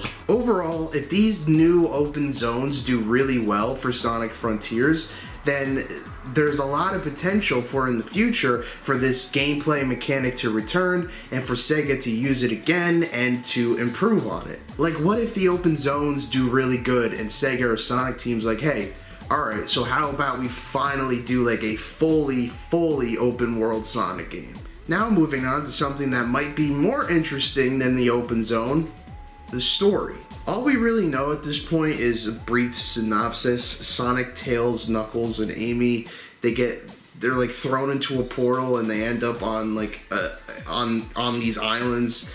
And Sonic has to save them. They get split up or something. I don't know. Eggman's like in cyberspace. I don't know what's going on. Sonic will then meet the new villain for this game, Sage. And I really like her design, but she reminds me of somebody. Now, firstly, the story has potential because these two aren't writing it. Nope. Sega finally listened, and the man, the myth, the legend, Ian Flynn is the writer for Sonic Frontiers. And the reason this is a big deal is because Ian Flynn has experience with Sonic. He's written for the Archie comics and the IDW comics. So yeah, Ian Flynn, he's just a great writer for Sonic, and I personally think he knows the character very well. And again, he's had years of experience, and Sonic fans have been wanting him to write a mainline Sonic game forever, and it's finally happened, and I'm really excited to see how he did. with Sonic Frontiers. So if the story is good and received well, then Sega really has no choice but to keep Ian Flynn as the head writer. Hopefully. Sega, don't screw that up. And hey, you know those super forms that Sonic does? Supersonic, he's cool. He's in this game. And just like a lot of other people on Twitter, I don't think this is the only form Sonic's gonna have in this game. I think we're gonna get a brand new super form. Why, you may ask? Well, if the big lead up to the final boss was gonna be Supersonic, they wouldn't have made a Supersonic trailer. They would have keeping that hidden, and they made a whole trailer revolving around Supersonic, so I think they're flat out telling us like, hey, we got a little treat for you guys. And honestly, I think we've already gotten a hint of the new super form in the story trailer. There's like a part in the story trailer where like Sonic like winces in pain and like his hand is like infected in like this red cyberspace type of thing. It looks like his hand's disappearing or something. I think that's interesting. Sonic has like a handicap for the first time since Sonic and the Secret Rings, which we don't need to talk about that game. But like, what if at the end Sonic like harnesses this new reddish looking power and creates a new super form? I saw somebody on Twitter. If I can find it, I'll put it in the video. If I can't, I'll just. Sorry. I saw an artist where they did the new idea for the super form, and it was called Cyber Sonic, and it was basically just Supersonic, but like it had the cyber effect around them. It looked cool. That's all I'm saying. So yeah, I think he's gonna use that handicap as a power by the end of the game, and that's where we get our new super form. But yeah, that's really all I gotta say. Oh, I didn't write this part in the script, but the skill tree. For the first time ever, Sonic has a skill tree where you can unlock new abilities. Sonic has his new ability, Psyloop, which is another selling point of the game. You like run around enemies, you create a trail around enemies, and like it hurts them. It's cool. It reminds me of, it oddly reminds me of Pokemon Rangers, that DS game where you had to like draw a circle around Pokemon to catch them. That's what it reminds me of. But yeah, the new Psyloop ability and the skill tree is very interesting. There's like an ability where Sonic summons like 10 homing attacks. It's cool. I can't wait to see how it plays out. But yeah, everybody, Sonic Frontiers has a lot of potential. This is the first time I've been excited, like really excited for a Sonic game since probably Sonic Generations. I mean, Sonic Lost World and Sonic Forces I was excited for, but not Sonic Generations excited for, and Sonic Frontiers, yeah, it's at that level of hype for me. And the potential of this thing is just so high. If it does really good, it's going to be great for Sega. It's going to be a way different direction for Sonic, but I think they can handle it. So yeah, I'm excited for this thing, and it has a lot of potential. So thank you guys so much for watching. I hope you all are having a great day. I'm going to try to start uploading videos a lot more, not just monthly, hopefully like maybe like every 2 weeks. That's the best I can do for you guys.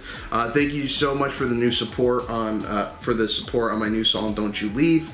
Album's in the works. I can't confirm when it's coming because I literally have no idea. So yeah, thank you guys so much for the support. Oh, let me know if you're excited for Sonic Frontiers. Let me know if you think we're getting a new super form in this game. Let me know like what's your biggest. Just let me know what you think about Sonic Frontiers in the comments. Don't be negative. Just don't be overly negative. If you have a problem with it, explain it in like a good way. Just don't be like, this sucks because it sucks. Like be descriptive, okay? Be descriptive with your opinion. But anyway, thank you guys so much for watching this video, and I'll see you all next time. Bye. Bye. I recorded this video in my underwear. You didn't need to know that, but I told you. With the fall of the Sega Dreamcast, Sega had no choice but to become a third-party company, and that's what they did, starting with their re-releases of Sonic Adventure and Sonic Adventure 2 for the GameCube, as we know better as Sonic Adventure DX and Sonic Adventure 2 Battle. But then they released their newest entry in the Sonic series on all consoles, Xbox, PlayStation 2, GameCube, PC, Sonic Heroes. And yeah, listen, that game has its flaws, but I still enjoy Sonic Heroes to this day. At one point when I was really little, it was my favorite Sonic game of all time. Not anymore, but, you know, I still like Sonic Heroes. I vibe with it, dude. The game also sold well, so that was really good for Sega. So where do they go from here? What do they do after Sonic Heroes? Well, you take Shadow the Hedgehog and mix him together with the Second Amendment. Huh?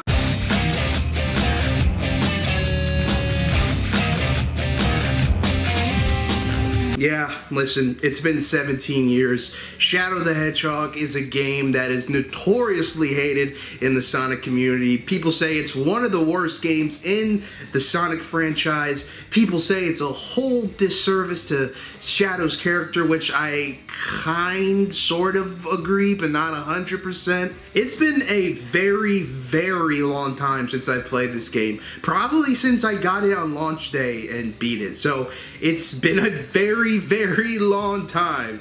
And since I like torturing myself, I thought I would replay the game and see if these negative thoughts I have about the game still hold up almost 17 years later. That's friggin' terrifying to say. And listen, this game has a lot, and I mean a lot, of problems. But I didn't really hate replaying this game. I'll explain that a little more later, but I guess all we could do right now is jump into the game. So this game's story, it's complicated. The world is attacked by an alien race called the Black Arms, who is led by Black Doom. So Black Doom like confronts Shadow and he's like, "Hey, I know you, man. I know all about you. So if you want to know all about you, which I know about you, you better give me them Chaos Emeralds, and I got you, man." That was poorly explained, but basically Black Doom's like, "Hey, you don't really know who you are, but I do, so give me the Chaos Emeralds, and I'll tell you everything." So Shadow really has no choice but to collect them. Also, spoiler alert, at the end of Team Dark's story in Sonic Heroes,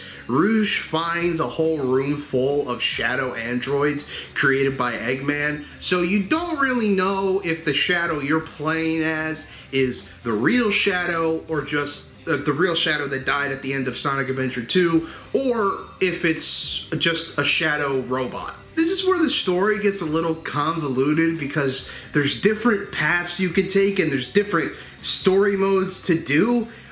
If you follow Sonic and his friends and do their missions, you follow the hero story, and if you help out Black Doom or Eggman, you do the dark story. And then there's the true dark route and the true hero route, and there's also a neutral route where the goal is to just get to the end of the level. There is a lot. So I can't even talk about the story because honestly, you make your own. But if I had to sum it up, dark story, you help Black Doom take over the world. Hero story, you help Sonic and friends stop the Black Arms. There you go. And there's also a last story, but we'll get to that in a little bit. But how do you get to this final story? By replaying the game several freaking times. Going through the same levels over and over again gets really repetitive and sometimes really boring, especially that goddamn arc level. I don't want it anymore, Papa. Leave me alone. Oh my god, it's a huge level. It's a maze. If the objective is getting to the end, fine, no problems here. But that goddamn Maria mission. In the Maria mission, you have to find like these doctors that are on the ark and heal them. We're healing the doctors, that makes sense. And like, that doesn't sound bad, but again, the whole level is a maze, and sometimes the people you have to find are hidden in walls, or just places where, like, why would you put them there? And I had to look up a guide, I did, because god damn, that took me almost 25 minutes. I hated it. And it doesn't help that the level design is just terrible at some points. I mean, like, enemies just are everywhere and they fire at you. I never want to play that level ever again. Speaking of enemies, how do you deal with them? Shadow's got a gun. So yeah, the whole marketing pitch around this game was, hey, you could play as Shadow and he could shoot shit, which the reason they did that was apparently because people, this is true, people mailed them many times asking them to give Sonic a gun in his games. They wanted Sonic the Hedgehog to be packing heat. But instead of Sonic, they gave it Shadow instead, which I could see why. I mean, you take one look at Shadow, you're like, yeah, he knows how to cock that thing. I mean, like, Eggman held Amy at gunpoint in Sonic Adventure 2. We should get an Eggman game where he shoots shit. That'd be fun. That'd be fun, man. But there's a little problem with the gun gameplay. You can't aim. It's not like Halo or Call of Duty. It's not first person. Basically, the aiming in this game is you have to shimmy Shadow around, and when you're right in front of an enemy, basically, that's when you shoot. There are some weapons that auto-lock or have a big blast radius, like a rocket launcher, but honestly, most of the time, I try to avoid the guns. Because, like, you don't really need them for a lot of the game, but, like, when you absolutely need them, then, yeah, you're just gonna have to suck it up, I guess. And Shadow has the same moveset as he did in Sonic Adventure 2 and Sonic Heroes. But there's a problem! Shadow controls like he is constantly, and I mean constantly, on an ice skating rink. I guess most of the blame for this goes to that it's on the same engine. It was made on the same engine as Sonic Heroes. And yes, Sonic Heroes controls were slippery, but goddamn, Shadow the Hedgehog's slipperiness is like 10 times worse. It's, oh my god. Shadow also, you know, has the homing attack. He can punch, he can kick, he can ring dash. That's fine. That's fine. Sometimes the homing attack doesn't lock on to enemies and I yeet Shadow out of existence. But overall, that part of Shadow's gameplay, not a big deal. And then there's also Chaos Control, which basically lets you fly through a level, and there's Chaos Blast, which you go Chaos Blast, and Shadow explodes and kills everyone around him. I forgot to talk about Chaos Control and Chaos Blast in the script, so that was 100% improvised. Okay, so you finally play through the game several times and unlock the true final story. Shadow's on the Black Comet and he has all the Chaos Emeralds, and Black Doom's like, give them to me. You're gonna learn who you are. And then Sonic's like, Sonic and friends just appear out of nowhere and they're like, hey, Shadow, man, you don't need to do that. You don't need to give him the Chaos Emeralds. He's only going to use it for evil purposes. And you, deep down, you know who you are. And Shadow's like, I bet. Black Doom doesn't like this, and then so he makes the Black Comet land on Earth to start destroying the world. And I just want to say, in that same cutscene, Black Doom is like, I'm here to save the humans and stuff. Shadow, give me the Chaos Emerald so I can save humanity. But literally, throughout the whole game, he is whispering in Shadow's ear about how terrible humans are and how he wants to wipe them all out. So now in the final story, he tells Shadow that he wants to save the humans? Who you fooling?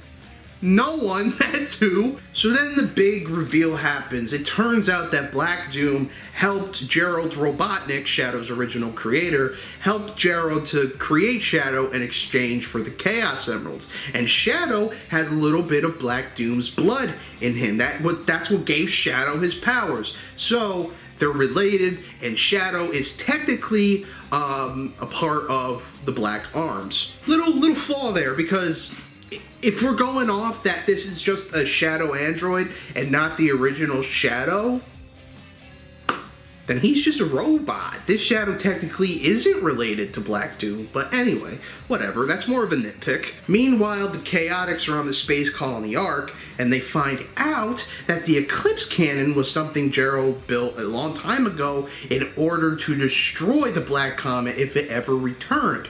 The Eclipse Cannon was what Eggman used to destroy half of the moon in Sonic Adventure 2, if you didn't know. I assume if you're watching this video, you would know Sonic Adventure 2. But anyway, Shadow and Black Doom, they use the powers of the Chaos Emeralds to have a big old super form final boss. And it's a little underwhelming. I mean, you just fly around as Super Shadow collecting rings and shooting chaos beams at Black Doom. It's a little underwhelming. So Shadow defeats Black Doom. He literally goes under the Black Comet and raises it to space, and the Chaotix use the Eclipse Cannon to destroy the Ark. So technically, the Chaotix saved the day and not Shadow. Well, Shadow played part in it, but, you know, who cares? Is this hypnotizing you? Is this screen giving you seizures behind me? Jesus Christ. So yeah, the day is saved and Shadow finally knows who he is. He's Shadow the motherfucking Hedgehog. He'll make his own path. He'll make his own story, god damn. So I mentioned before that I didn't mind replaying this game. I didn't hate my experience, and that's true. Even though for half of the video I was kind of shitting on it. I wouldn't say shitting on it, I was just pointing out its obvious flaws, but I don't know. I can't really describe why I didn't hate replaying this game. I think at its base level, it's a mediocre game. It has flaws, but I don't hate it. I don't hate it, and I don't regret playing through it again. I would never play the Ark level again, but there's an ad. Yeah, I didn't really hate replaying this game. I think you could find good in mediocre stuff. I mean, it's like when friends get together to watch The Room. The Room is terrible, but you could still find something good in watching it. You could find good, fun times in indulging in mediocre stuff. Like, for example, I like Sonic Lost World. Did you all collectively just shit your pants? But yeah, guys, that was Shadow the Hedgehog. I mean, do I think it's the game Shadow deserves? No. Do I think it's the worst thing to ever exist? No. I would rather replay this. Hot take. I would rather replay this game over Sonic Forces. This is not a hot take. I would rather replay this over Sonic Boom and the Rise of Lyric.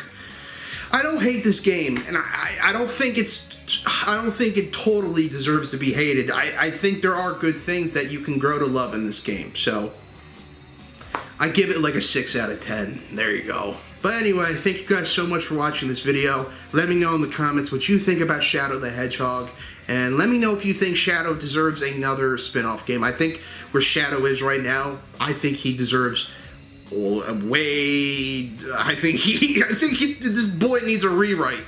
I think he needs something. But yeah, thank you guys so much for watching this video. Like, comment, and subscribe. And I'll see you next time. Peace. Yep, I'm talking about Edgy the Hedgy again. In my last video, I reviewed / ranted Shadow spin-off game, Shadow the Hedgehog, and you can go watch that video if you want, but to sum it up, the game has its flaws, a lot of flaws, but I didn't necessarily hate my playthrough of it. But ever since I put out that video, I don't know why, I've just been going down this rabbit hole of Shadow the Hedgehog, replaying Sonic Adventure 2 again, watching video essays about SA2 and Shadow the Hedgehog. I've just been seeing how the character started and where he is now, and yeah, our boy's kind of been nerfed. Which is a real big shame, because Shadow is such a cool, interesting, mysterious character, and he has a lot of potential. You know where I'm going with this. This is the 4th video in the Potential series.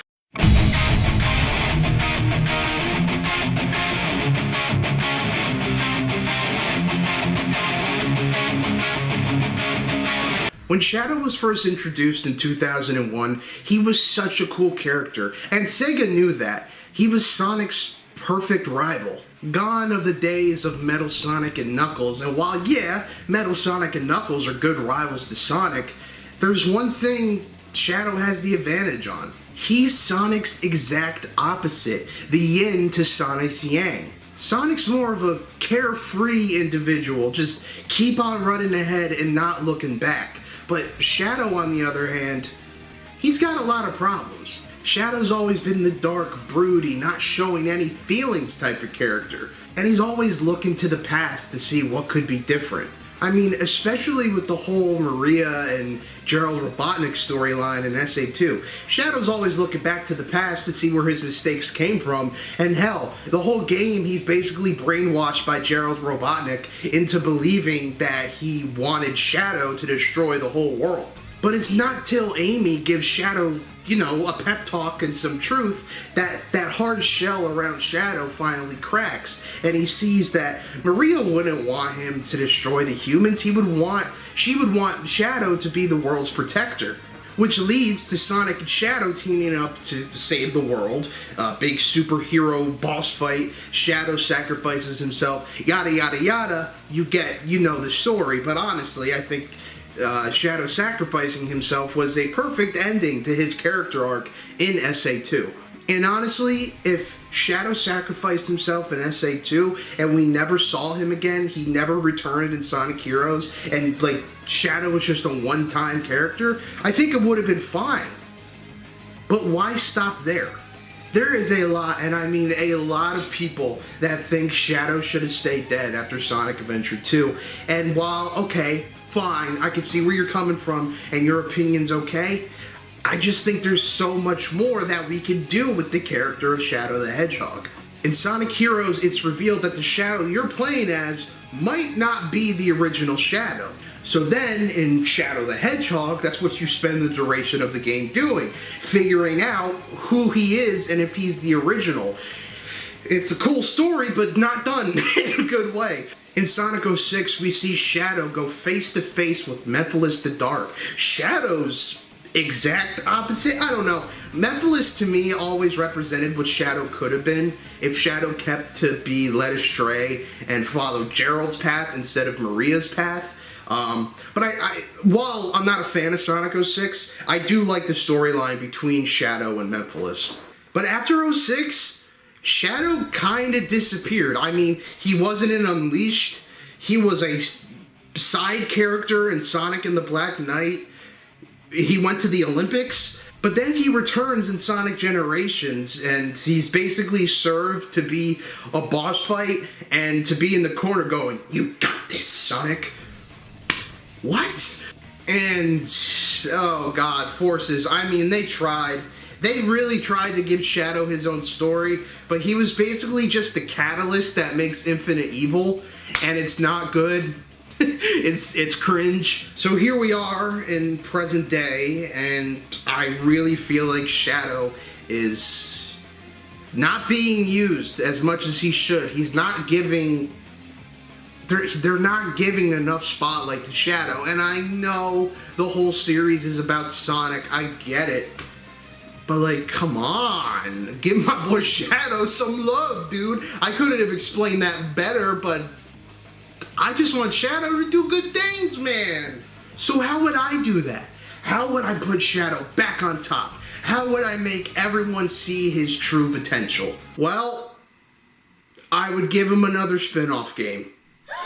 No, come on, I know. Just let me explain, please.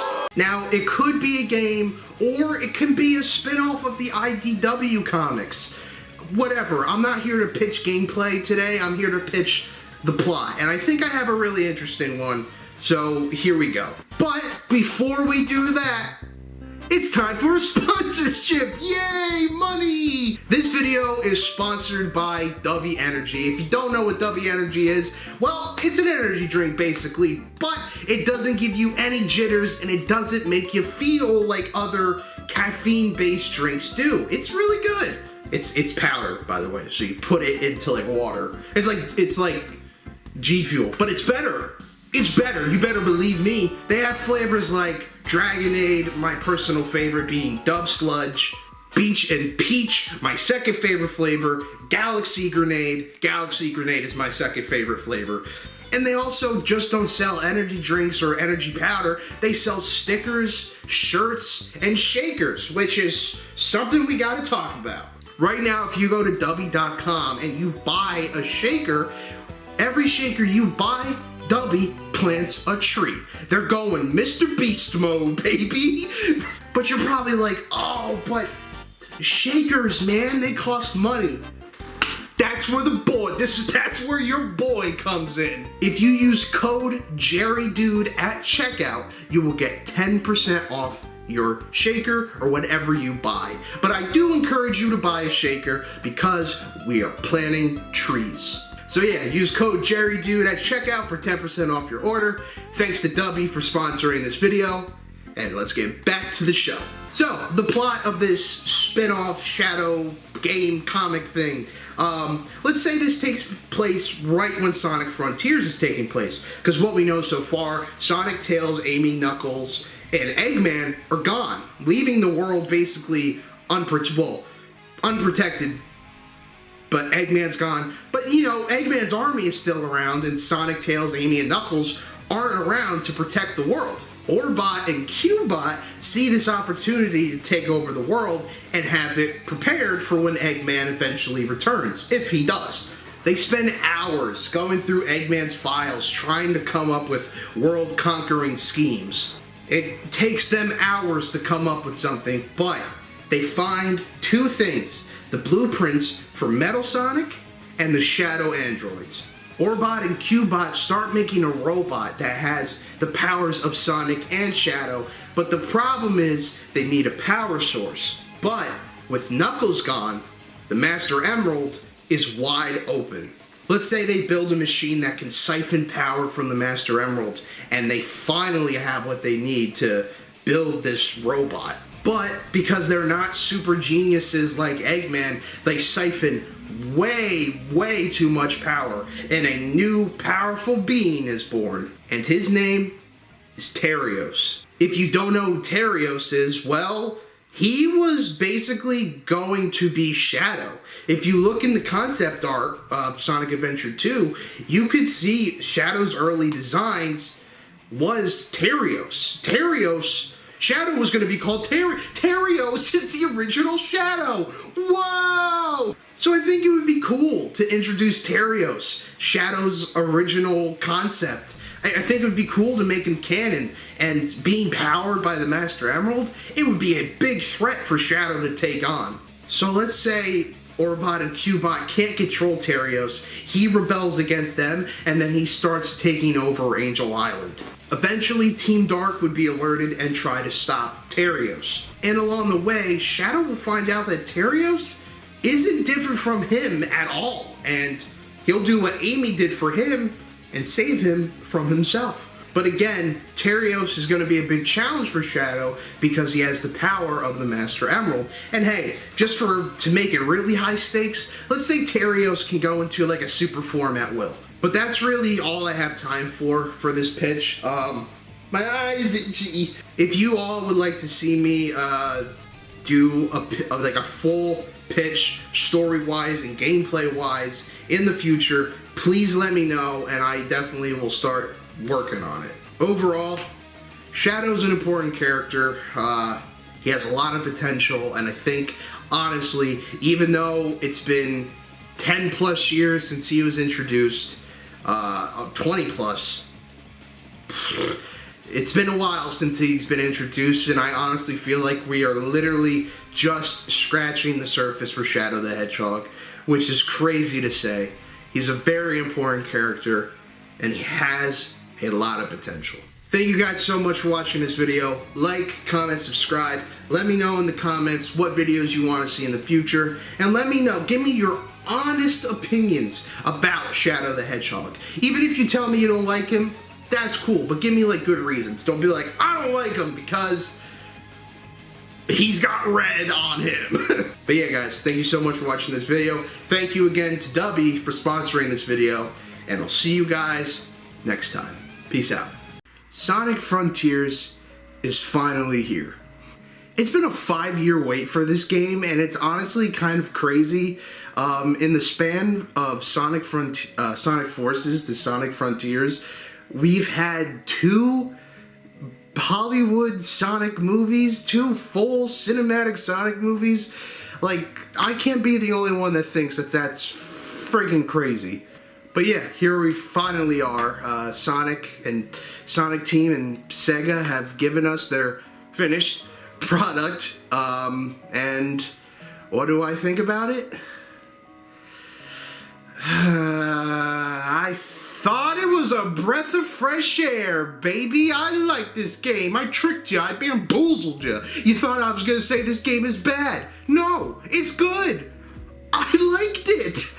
Now, I do want to say, before I jump into my full review on this game, I'm gonna have to talk about some minor spoilers, nothing huge. I don't want to ruin your experience for the game, don't get me wrong, but there's some things I have to talk about that I can't without going into some minor spoiler territory. So, if you literally want no spoilers at all, you want to play this game with literally knowing nothing about it, don't watch this video. Well, play Sonic Frontiers, finish the game, and then come back and watch this video, okay?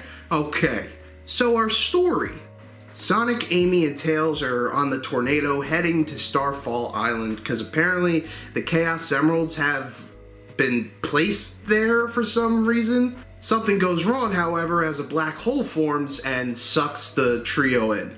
Sonic wakes up in something called cyberspace, and after he escapes from there, some weird lady voice tells him that he's the key to saving the day and that he has to defeat all the Titans, and he just has to fight these Titans. While Sonic is exploring the first island of the game, he does run into Sage and one of the Titans, and it doesn't go well for him. He get kicked a lot.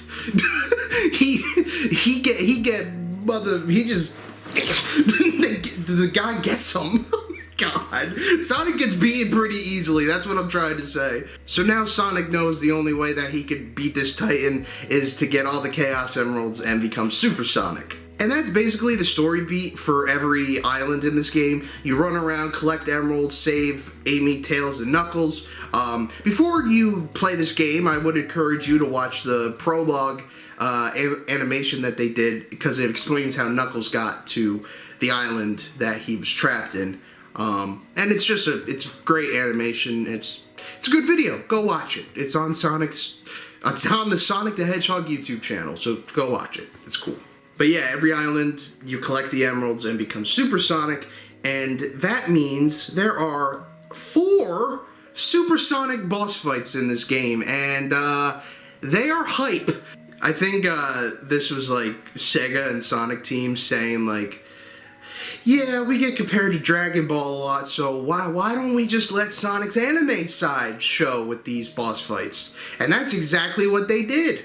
The fights are just like on a grand scale, like Dark Gaia type beat boss fight.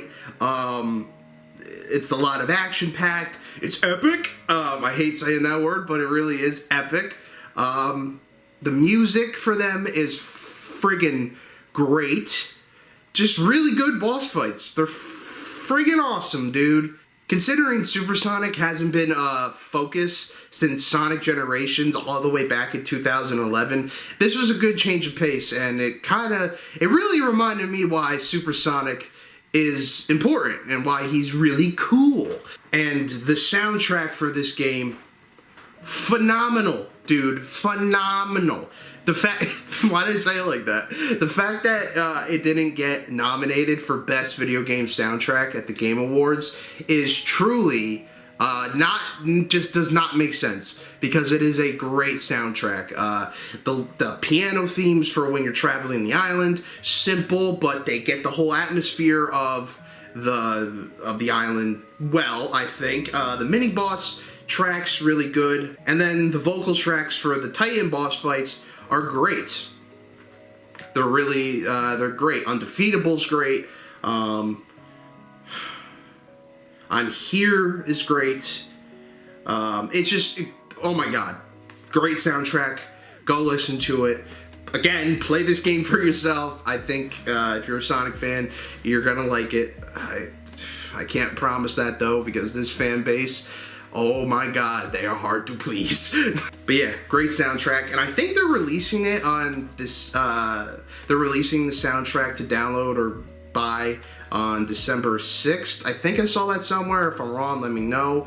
But yeah, once the soundtrack comes out, my god, I'm downloading that. Give me the aux. Before I move on from the boss fights, I do have one problem with a certain boss fight. So, for the first time in a Sonic game, you can decide if you want to play on easy, normal, or hard mode.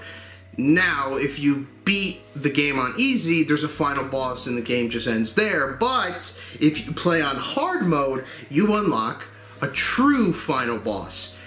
And it's dumb. It's like a cross between like Galaga and Undertale.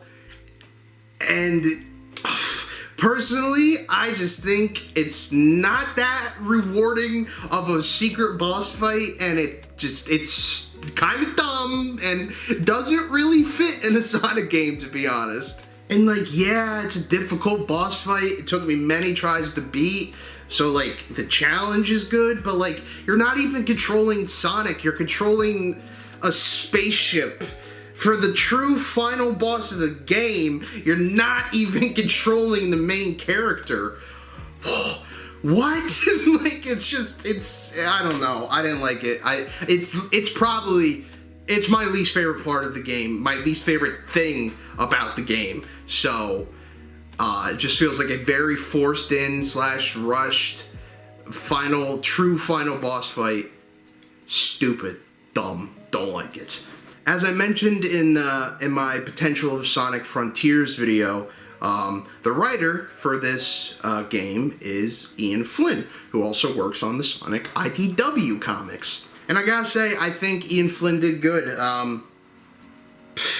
It was such a good change of pace from the bland and mediocre stories we've been getting since Sonic friggin' Colors. It's been a long time. I enjoyed this story. I think it's the best Sonic story in years. I wouldn't say it's better than Sonic Unleashed's story, but you know. I like the way that the characters were written. I like the way that Sonic interacts with characters like Tails, Knuckles, and Amy. I loved the interaction between him and Knuckles. I thought that was probably one of my favorite parts of the story, Sonic and Knuckles interacting, and it really shows their rivalry side of them. I thought it was really good. Now, Sega, let's have a little chat. If you're really true about listening to your fans, because you said months ago that after Sonic Forces, you really started listening to fans and what they want, and then you went and hired Ian Flynn, which was something we've wanted for a while. You did that. You listened. Good. Keep him. Don't be like, all right, Ian wrote one game, let's get new writers in. No, keep him.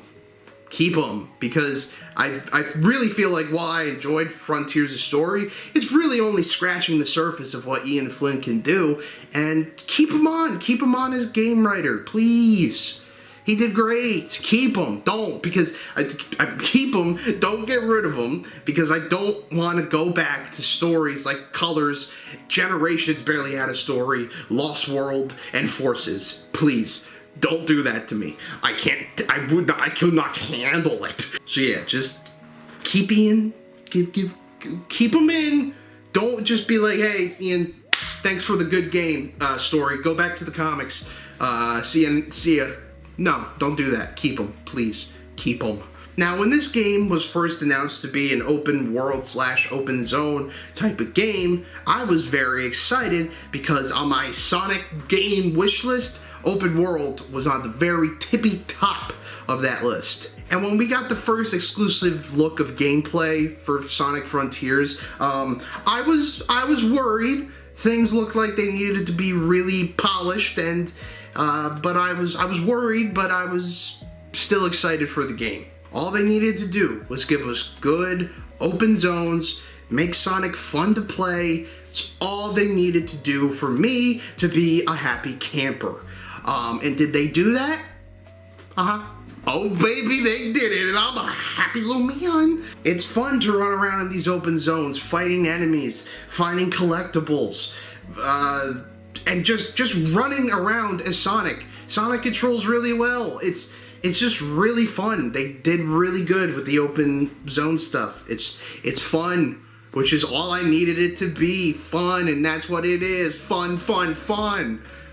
God, I'm happy because this is what I've always wanted for a Sonic game, and they did it well, and thank God. If I don't want to sound like I'm just praising this game without looking at its flaws.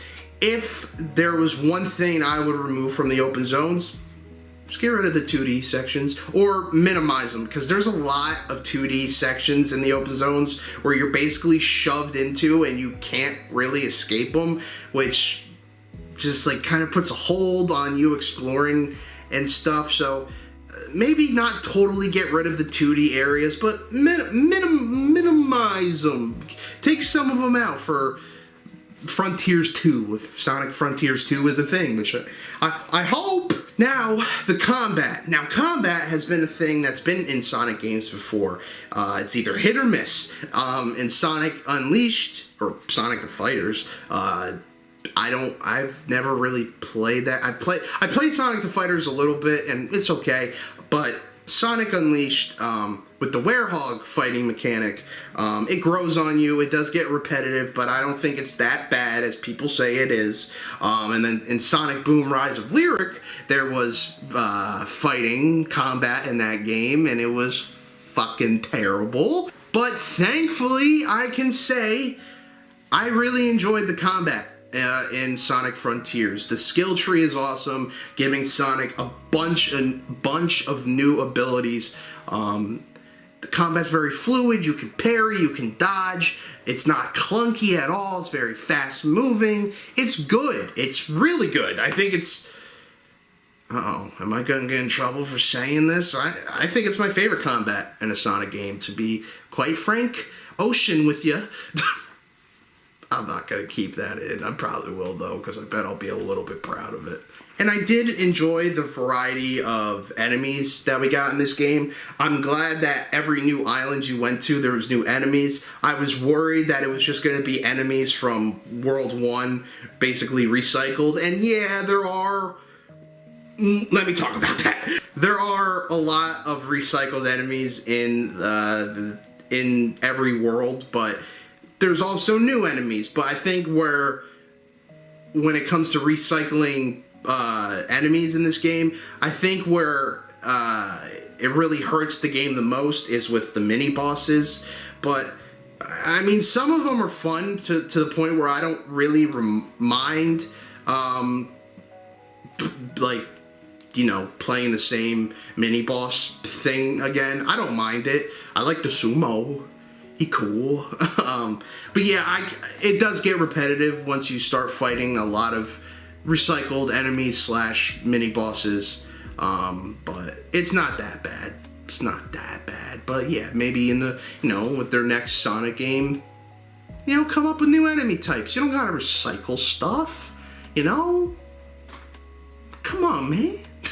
And the last thing I have to talk about is the cyberspace levels. Okay, I have a love-hate relationship with these things. So Sonic controls differently than he controls differently in cyberspace than he does in the open world segments. What cyberspace is, basically while you're running around the open zone, you can find portals that bring you to cyberspace levels, which are more traditional 3D levels, like Sonic Adventure through modern Sonic levels. That's all it is. And Sonic controls differently. He's more stiff. I don't know. I don't know. He controls really weird in cyberspace, and it's kind of infuriating. But why I have a love-hate relationship with it is that I think once you as you play these cyberspace levels, get used to how he controls in them, you can really master how he controls. And when it comes to the time trial missions, there's a sense of getting better at the game. There's a good payoff, I think. I don't know. I just have a love-hate relationship with the cyberspace levels. I don't hate them, but I think they could have been worked on a lot more. But they're okay. They're okay. And with that, I think that's really all I gotta say about Sonic Frontiers. It's crazy that I'm here reviewing a new Sonic game. Just nuts. Just nuts, dude. And it's also freaking nuts that I enjoyed this game and that I think it's great. I think Sonic Frontiers is great. Not good, great. And hey, on Twitter, a lot of people are saying, there's a lot of people that don't like it, and fine. That's fine. You can like what you like, and you cannot like what you not like. But there are some people I see on the internet that it basically boils down to, if it's not Sonic Adventure, I hate it. And that's stupid. Just stupid. And most of the people that say it's not Sonic Adventure haven't played it yet and haven't given it a chance before they say they hate the game. So, I don't know. You can, if you don't like it, you don't like it. And that's fine. I like it.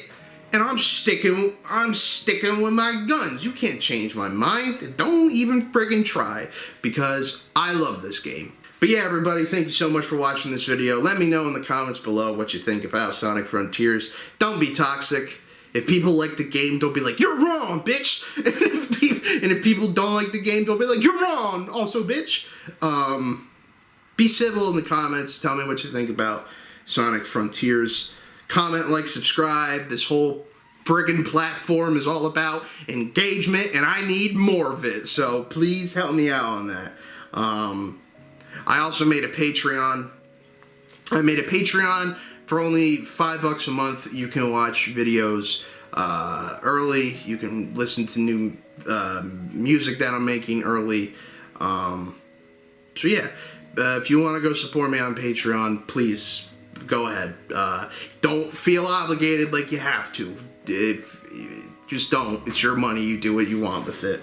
But if you did, I would greatly appreciate it, because it would support me and the channel so I can keep making these funny little videos, and maybe if I get enough moolah, I can, you know, upgrade to a better set. I don't know. I'm content with this one right now. But yeah, do what you want with the Patreon. I would really appreciate it if you supported me on there. It'd be cool.